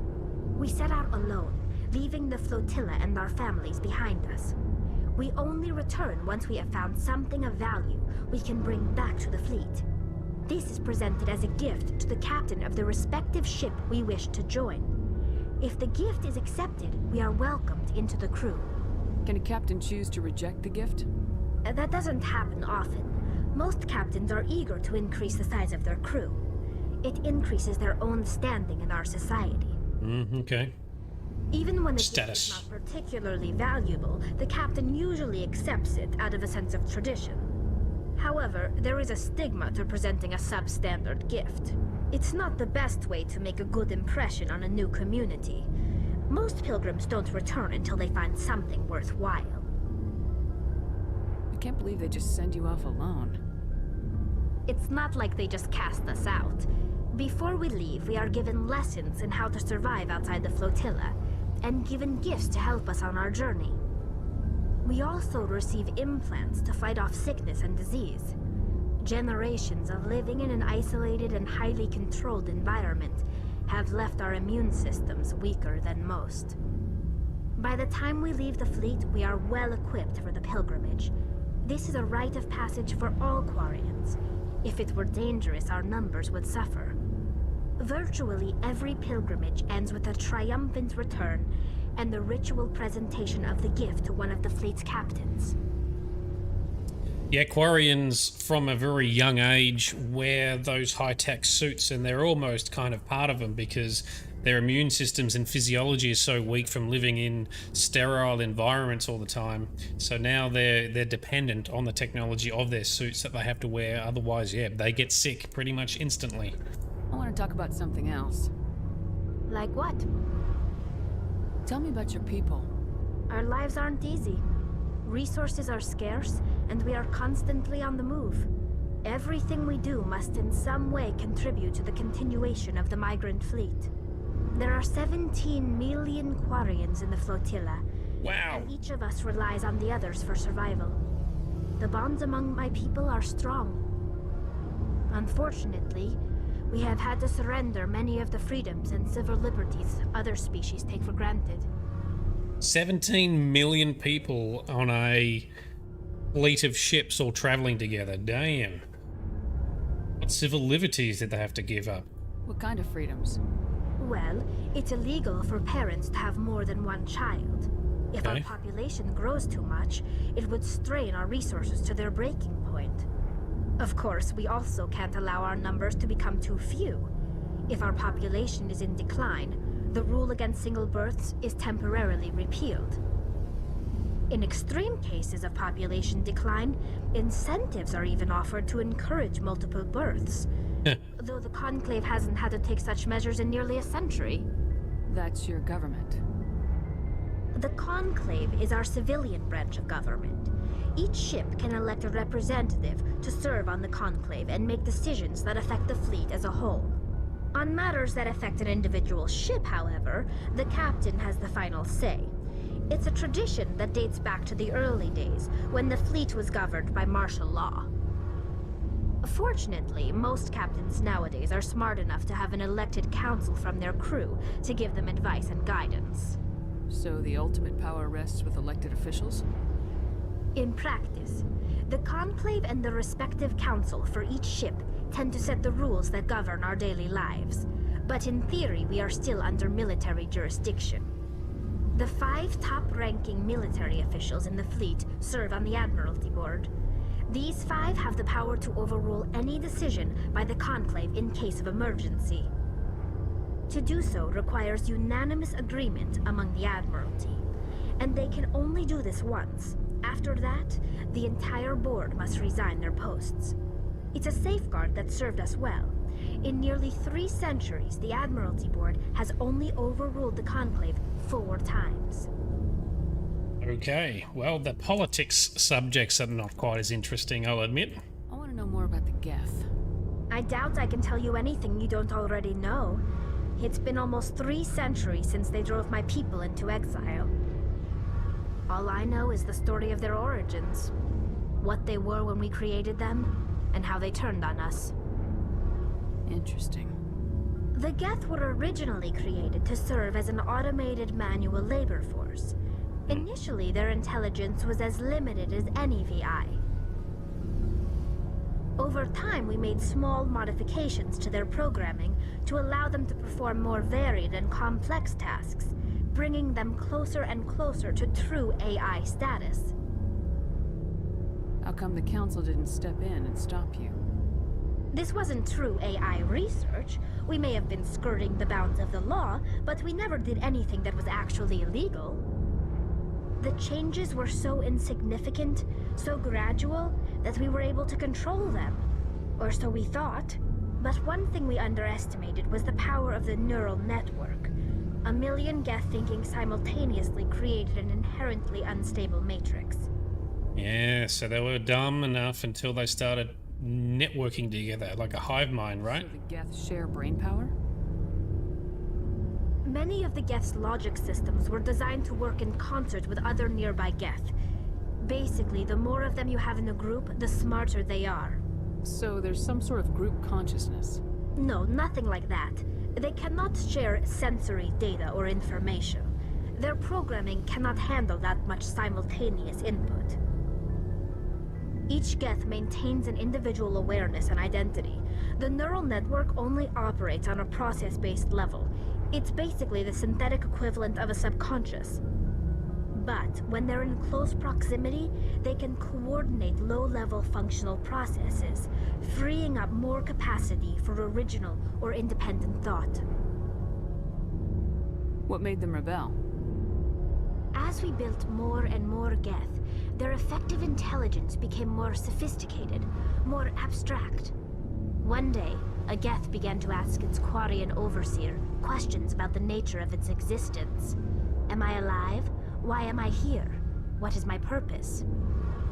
As you can imagine, this caused a near panic among my people. I don't see what's so bad about those questions. The Geth were created to engage in mundane, repetitive, or dangerous manual labor. That's fine for machines, but it won't satisfy a sentient being for long. The Geth were showing signs of rudimentary self-awareness and independent thought. If the Geth were intelligent, then we were essentially using them as slaves. It was inevitable the newly sentient Geth would rebel against their situation. We knew they would rise up against us, so we acted first. A general order went out across all Quarian-controlled systems to permanently deactivate all Geth. The Geth responded to this order violently. Hey, you can't blame them for fighting for their survival. We had no other choice. The Geth were already on the verge of revolution. By acting quickly, we had a chance to end the war before it began.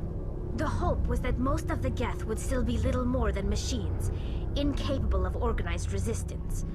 But they had progressed much further than anyone anticipated. The war was long and bloody. Millions upon millions of Quarians died at their hands. In the end, we were forced to flee our own homeworld. We feared the Geth would pursue us, but they never came beyond the Veil. Now we drift through space, exile searching for a way to reclaim what was once ours. It's hard to feel sorry for you. Your ancestors tried to wipe out another species.